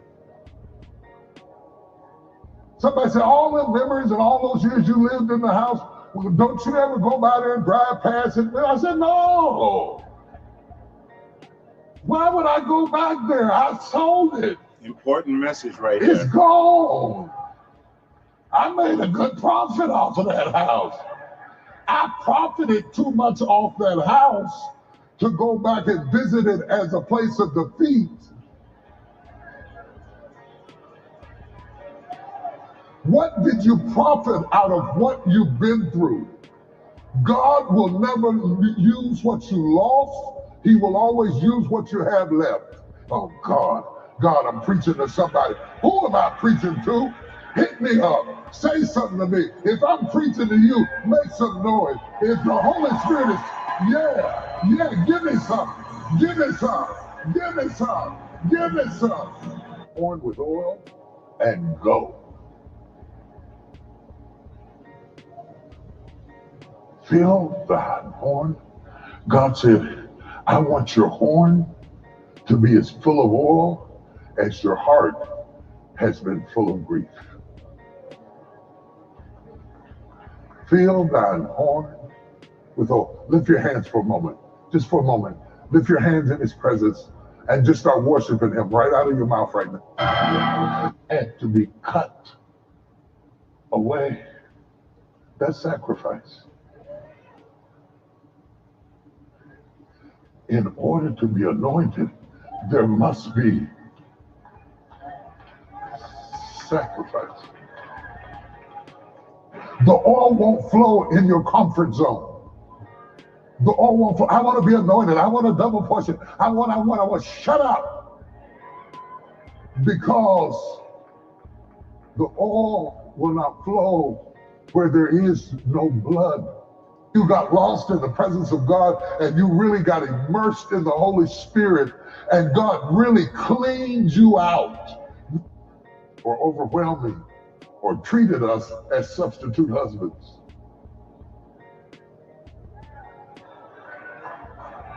With oil,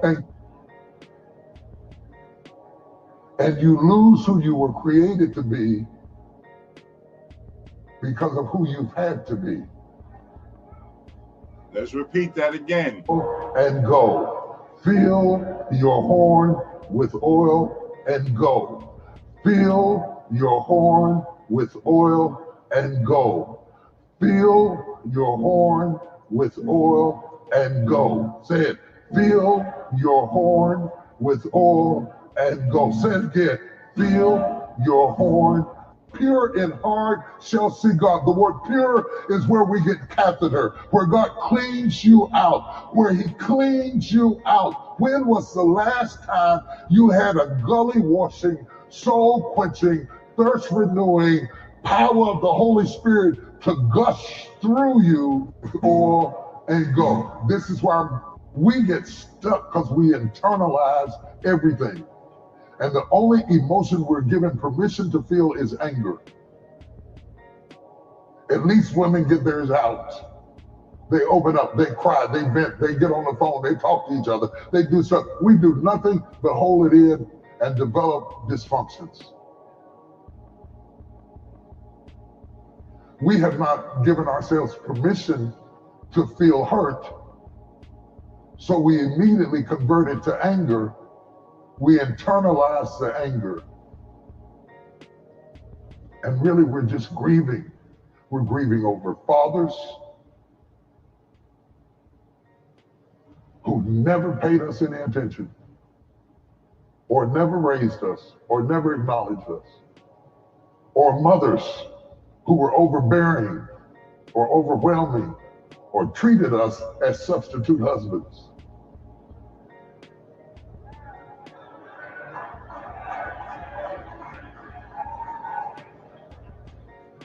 And I'm going to try to help you, because these women make the mistake of marrying angry men, because women always think they can fix you and they want to be your oil, but they can't. And we go to church, but we don't really worship because we think it's not masculine to really worship, so we sit.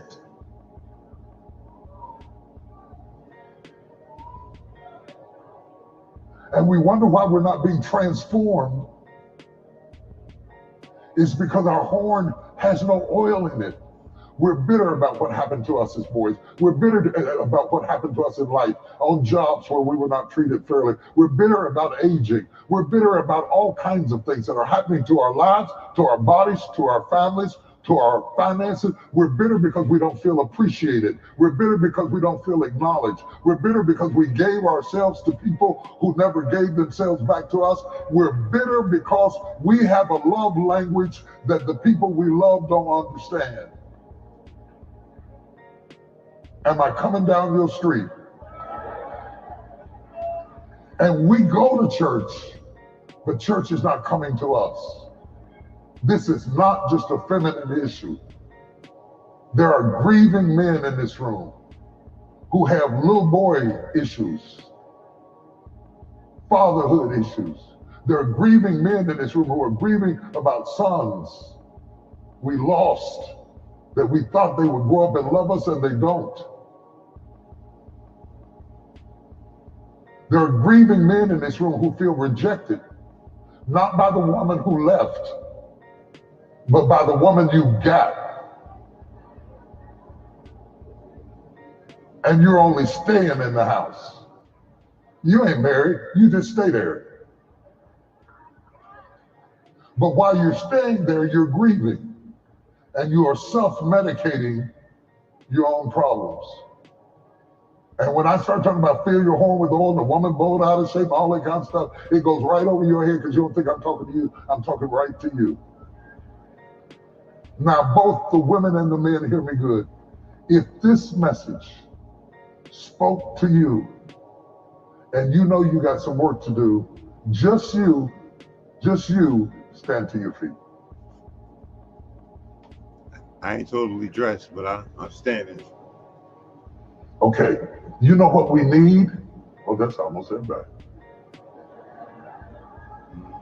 I can almost see the people on the internet standing up. Somebody got their laptop on like this. You know what the church needs universally? We need oil. We need the oil of the Holy Spirit to really come into our life in a vibrant and functional way. What does that mean, Bishop? Do I stop by Progress and get some oil? No, silly. The oil I'm talking about is the oil of the Holy Spirit. Now, nobody can put oil on you. You have to seek it. You have to seek God for a greater expression of His glory to fall in your life. Come into my oil. Oh God. All right. So, listen, that was excellent and, very informative. And I didn't want to go too far into it because then they start that jumping and shouting, and there's a whole nother story.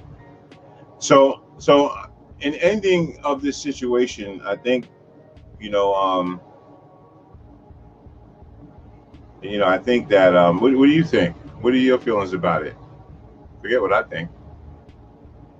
Rhonda, you unmute your mic. Oh, there you go. You muted it again. Trying. Okay. There you go.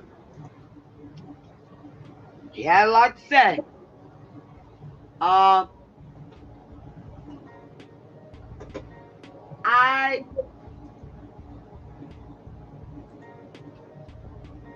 agree with some of the stuff. I can agree with some of the stuff. Some of the stuff? Yeah, like you said. Some things are for you, something, take what you can, and the others. Oh yeah. That's a fact. Take what works for you, and yeah. So, I mean, he had a lot to say. I mean, he's on point with a lot of what he's saying about the grieving, and like I said, there's different stages of grieving, and grieving, like he said, is not just always somebody passing away. Grieving is not always just somebody passing away. Yeah, that's a fact. Grieve for many things. That's it. And yeah, you can. And you can losing a relationship. And not only that, like the worst grieving you could. Oh man, the worst thing is being spiritually bankrupt. Yeah, and that's a big problem. I don't, and see, when you were saying some people just don't get it, I don't think they don't get it. Some people just are spiritually bankrupt, you know, and there's a difference when there's a void missing that can't be filled versus a hole that's there, and you don't know what that hole is. You don't know where to even start to dig yourself out of it, because you don't even know how you got into it. You know, and when that hole is there, it's deep, and a lot of times it doesn't have nothing to do with filling it up. Sometimes you don't even want to fill it up. You just want to patch it, or cover it up, or even run from it, because the hole is just that big. You run around it. You try to see how you can get under it. You just don't want to fill it because you're not ready. You understand? And that's painful. That's painful and hurtful, because inside the broken heart and inside there's tears, right? And holding that all inside without letting it come out and without having a shoulder to cry on, you know, it turns a person into a very angry individual.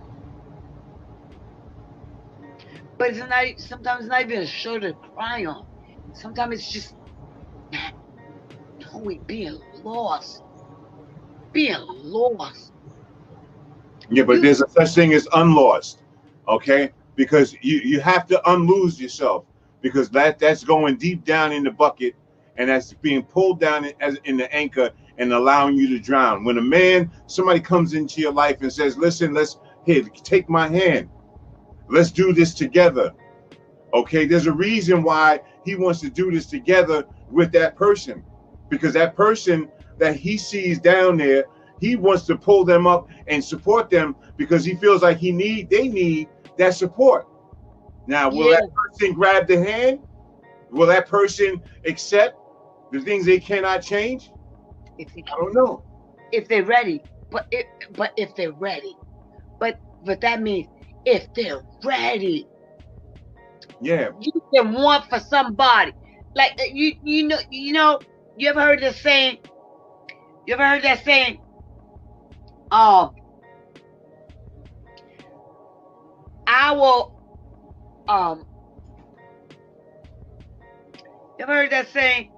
I'll hurt for you until you can hurt for yourself.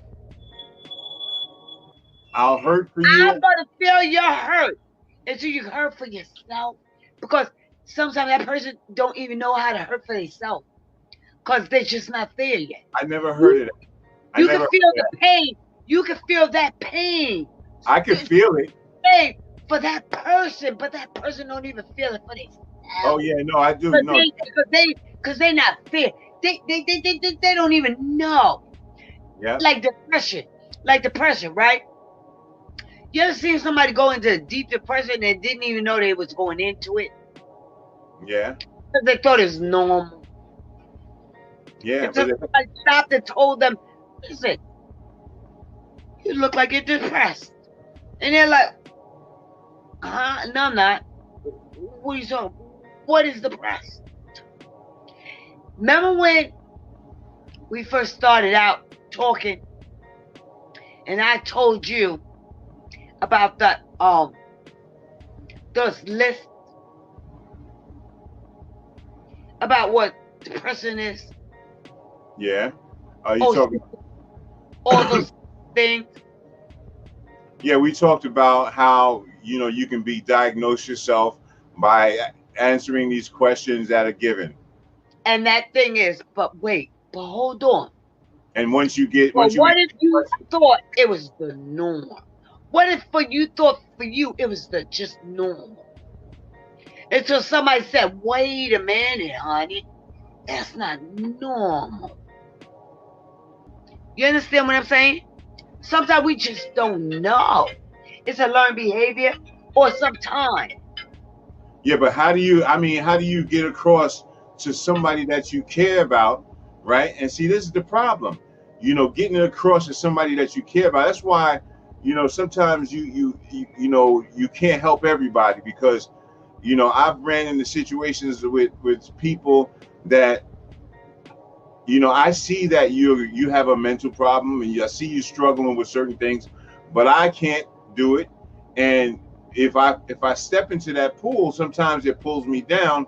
But then when I, you know, being that I help people and I try to be, you know, I try to be nice, I step into the pool, but at the same time, I'm not going to allow you to pull me down.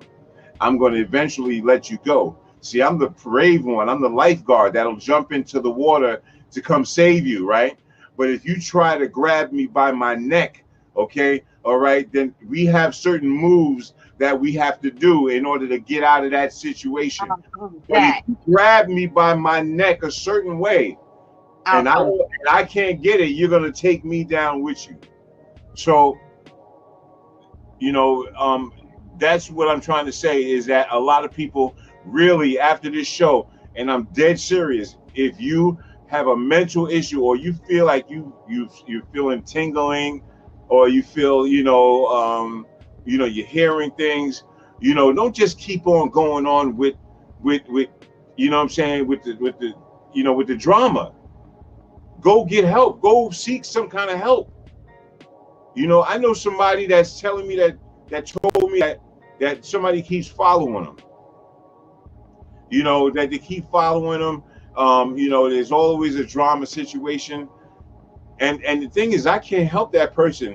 And the only way that person, and just like narcissism and all kinds of other stuff, people don't identify from other people. I can't tell you because you're going to lash out on me, right?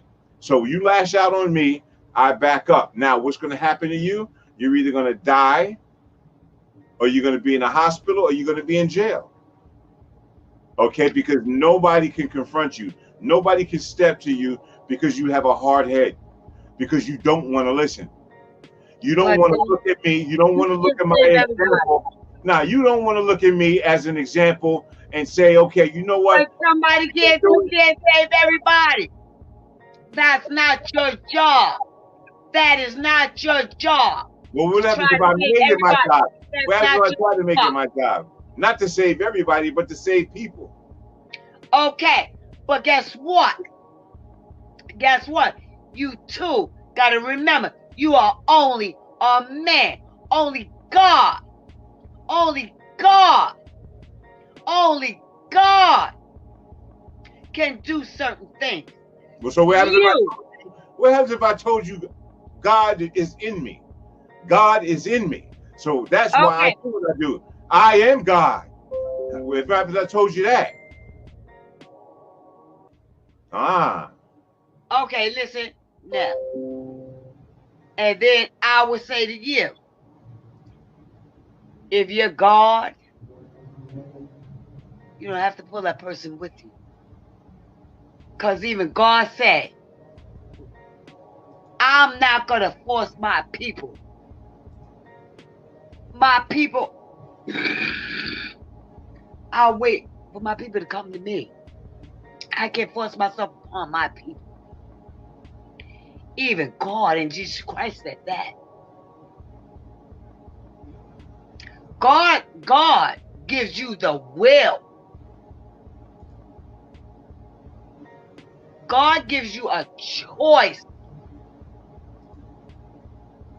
to follow him.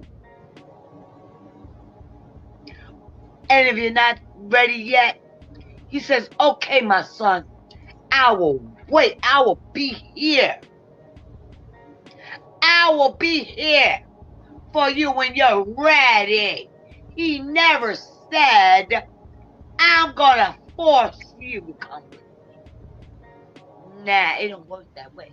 Because just for today, we just can't do that. We don't have that much power. We don't have that much power over another individual. And until you realize that, you will always fall short. You will always feel like you're not adequate.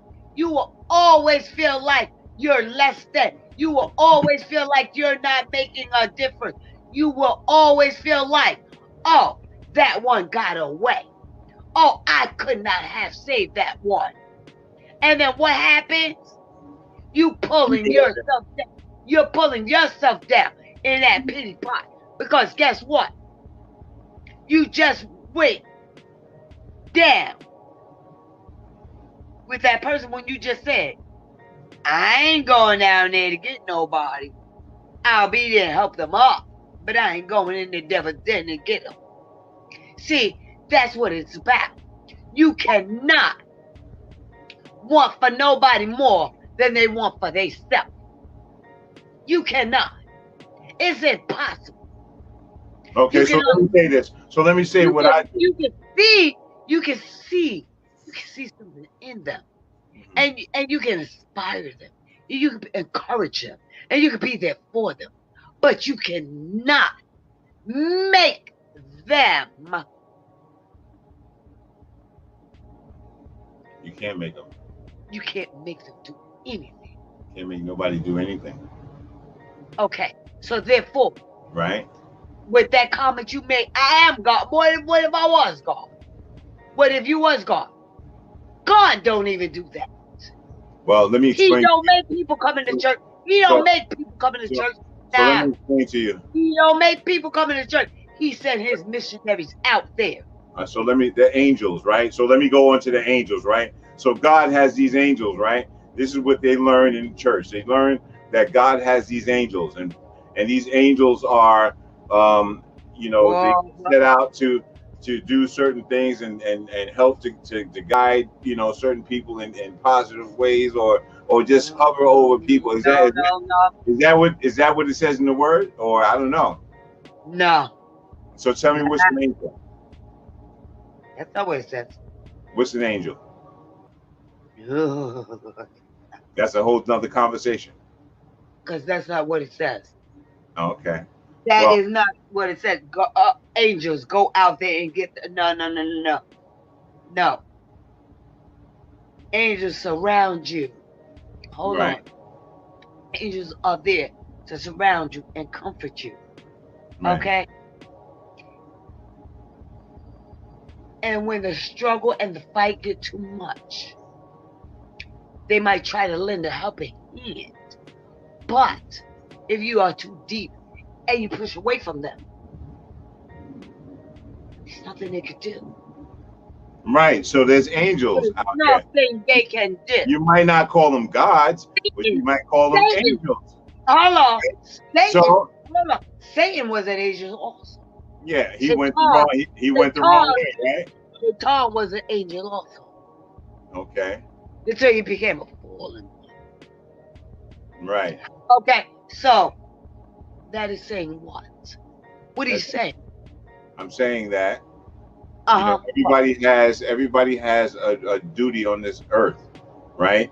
And whatever you have that's inside of you that makes you do good, then that needs to be the inspiration to your journey. Exactly. And if it is that it makes you feel, and it makes you feel good by doing it, then it is something that is in you. Now, yeah, you will sometimes go into the pot of water, okay? And sometimes you have to realize that the Most High will protect you when you go into that pot of water. Okay, certain people can't do it. Okay, but right. So if you have that protective shield, right, you'll be fine. But if you're not protected and you go into that water thinking that you can save somebody else and you can't save yourself, you don't have an armor, you don't have any protection, you're not going to make it out. Okay, and that's why if you notice, right, when they say, right, when a pastor or anybody go somewhere, they don't go by themselves. You go in 2s or 3s. You never, ever go alone, because those demons will jump right on you. So you have to always have backup. You have to always have a backup. Then I must have been fighting with the demons, because I go in alone. Oh, so what you're trying to tell me? You're on this earth by yourself. There's nobody else around you, and Maurice is just doing everything on his own, with In, no in help, no support, no nothing. I have help from you with this show. Um, I've worked with Xavier in my community, and I've had maybe one or two people helping.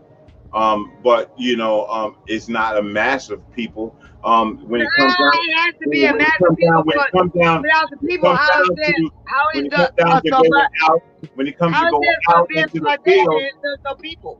yeah, but when it comes down I to don't going see it. out into the field, that is kind of difficult because people don't want to go out there. They don't want to go to the homeless shelter. They don't want to speak to the person on the corner. They don't want to talk to the bum and sit down and have a conversation with them. So, or go into the AIDS program and pull somebody out and inspire them. But these are called They're 18 years old. no. But that's what that is. See, that's what see, that's why that's called ministry. Okay. That's an And, angel. That means that whoa. you're doing something for the Most That High. is the gift God gave you. No. Whoa. Now, this is what I'm going to say to you. Okay, go ahead, sit tight, because we about This is something that is a gift from God that God gave you. He gave you that.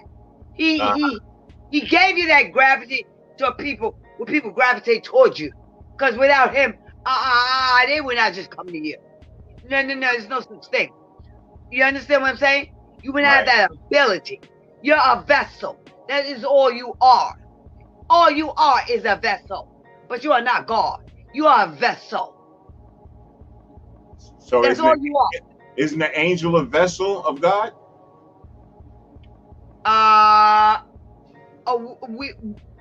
Anybody could be a vessel.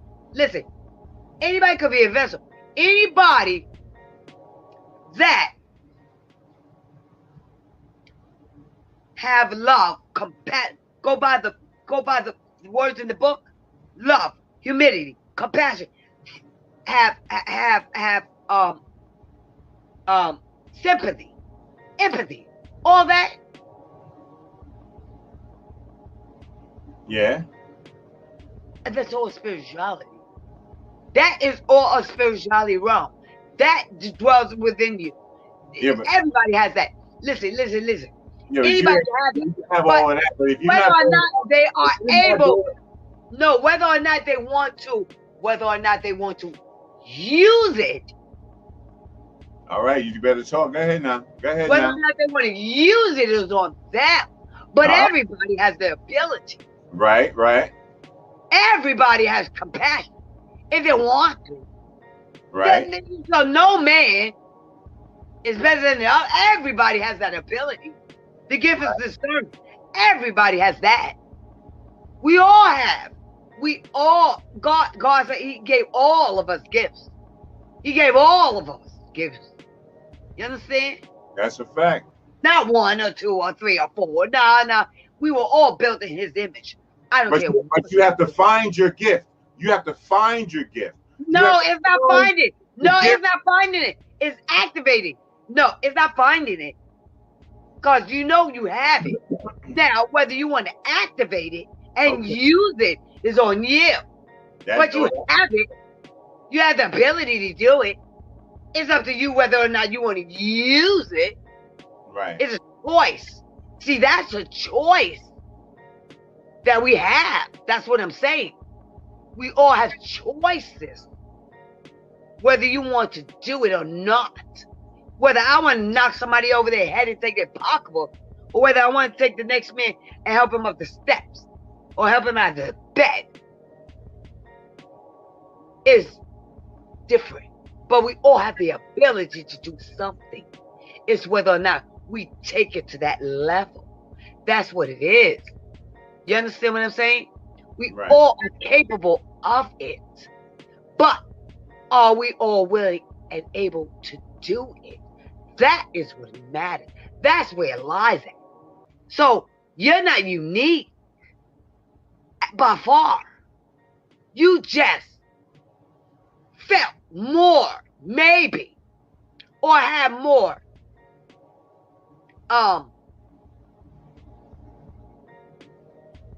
Strength. support. No, not strength. More support networks, or maybe more areas where you say, "Oh, wait, hold on. I got somebody over here that may be able to help that person. Let me go talk to them." That doesn't mean the other man couldn't have done it. He just didn't have the resources to be able to do it. Well, or maybe he didn't have the time, but didn't want to take the time out. But a lot of people don't have the skills in order to do it too. And yes, it is, because when it comes down, say if you're trying to get an apartment, right?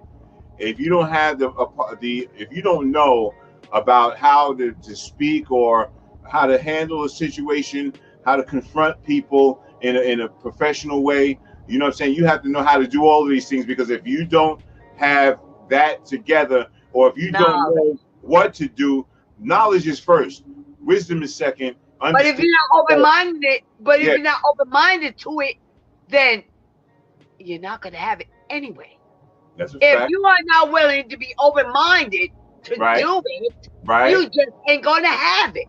I don't care what it is. If you're not open-minded and you're not going to take the tools and you're not going to use them, you're just not going to do it. Well, I'm trying to stay open-minded. You know what I'm saying? I'm trying to stay open-minded. You know what I'm saying? And that's important. On a positive, and that's why certain people are advocates over others, because some people have that strong will, that strong mind, and they are able to speak up when others are passive. And but see, this is where, let me just say one thing real quick, right? When we cut off TD Jakes, right? He was saying something about sacrifice, right? Right? He was saying about sacrifice. There's always got to be a sacrifice, right? And so this is what I've sacrificed. I've sacrificed myself. But is it a sacrifice, or it's not a sacrifice? You're not sacrificing anything. Because if it was a sacrifice, no, you're not sacrificing anything. This is something that you are willing to do. This is something, okay, so, all right, you're willing to do this. You want to do this. A sacrifice is something that is laid before you. You have no choice, son. That's a sacrifice. You had a choice. No, you had a choice. No, you had a choice. Yeah, I may have had a choice. And you chose to do what you're doing today. I chose to sacrifice. No, you're choosing to do. You're choosing to do what you do today.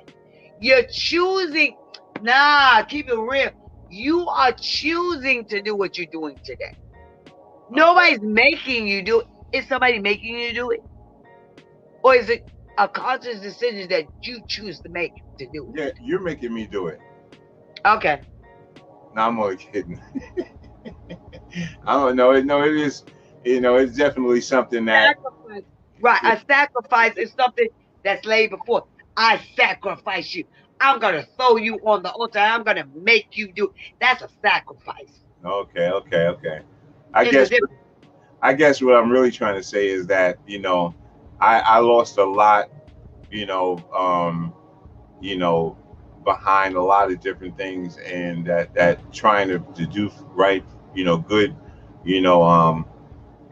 for people. And I did lose a lot. And that's why I say sacrifice. I could have been a lot more, did a lot more, but I had made a decision, and right where you're supposed to be. Yeah, I picked everybody. You're right where you're supposed to be. You go get this and go get that, and I chose to be here, and you're right where you're supposed to be. Yeah, it's all good. It's all good. It just was definitely a great show. I love you. Hey, I love you too. That's why I love you. You're right where you're supposed to be. Yeah, you definitely. are right where you're supposed to be. But let the next man be where they're supposed to be. That's a fact. That's a total Just that fact. simple. Just that simple. That And is, if you can lend a hand and help them on the way up, then you can. If you can't, if I can lend it, right. If I can lend a way to yeah, that's a fact. That's a total. and it's not gonna take nothing from you, and it's not gonna give nothing to you. You just gonna come out even because it is gonna be what it's gonna be. No. Yeah, and you know the thing about it is that I really believe that the things that I do is God is going to bless me in the future, and Only he can, cause man, dad gonna show him. and if Man won't. whatever comes my way, I just feel like I'm just going to continuously doing what I'm supposed, do the right thing, and stay focused on the dream. I've been doing this since 1984. We, I haven't really had any big financial backers or anything like that. I've been doing it pretty much, on my own dime. And But you've been doing it, right? oh yeah, you've been doing it. So the higher power is allowing you to do it, cause that's what you're supposed to be doing. And I just know, like I said, when you do good, it comes back to you, and that's a blessing. But this has definitely been an informative show. Definitely got a lot of stuff out. Let's give Mama Rhonda a round of applause, for her love that she is spreading with us. Let's give you one. And now give you one. Yeah. And we definitely want to give all you people out there, positive feedback, as far as, the words that Mama Rhonda just dropped on us, I'm saying, that positive outlook that she's got, she is definitely special and a special part of my life. And I love you, my sister, and I just hope that, what we do here, I think if we can reach somebody, one person, it doesn't matter how many, 1, 2, 3, if we can reach somebody and we can make a difference in their life, I think that, things will work out with everything, so let me just get a round of applause for the show. And, and all you listeners out there that's listening to us, we definitely love you and appreciate you for everything that you've done. Remember to like and subscribe, to our page. Look, if you missed everything, go to the front of this show and check out what we say. Just like and subscribe. We're trying to stay on YouTube. And if you can go to YouTube, Like It Really Is, with Bamboo and Friends, that would be appreciated. Also, you can go if you want to be a part of the SAVIR program. SAVIR means Stop Anger, Unfold Violence, Educate and Redeem. That's a step-up program. We're going to be going outside on location to find some kids that are going through problems and struggling. And we're going to have our banner out. We're going to be in Manhattan, New York. We're going to be hitting a few parks before the summer ends, and a few locations in New York City and New Jersey. So just look forward for that. Anybody that would like to participate in our family communication group, where we talk about stuff and we get things off our chest, and it's just like a family. If you want to be a part of this, hit me in the DM and let me know you want to be a part of this grieving, or just a part of the family. We show nothing but love for the people that's a part of the family, and we support a lot of people. We give out advice if you're in the New York area and you're trying to get a voucher, or you're trying to find apartments to live, or you're trying to anything that you're trying to do, give us a call. Our email is up on our page, or you can hit me in the DM. Rhonda, you have any last words? Anything that that you definitely I'm gonna talk for a minute to give you that moment to think about it. The last words, I'm gonna give it to you because I don't know you. My thing is, There she go, cut me up. Yeah, take over, baby. not just in the New York area, because I'm in Westchester County. Okay, all right now. All right, Westchester. Don't forget us little ones out here that are not in the 5 boroughs. Yeah. Because y'all can, like I said, drag us, leave the leg, but y'all can drag us with y'all too. Yeah. That's funny. That's funny.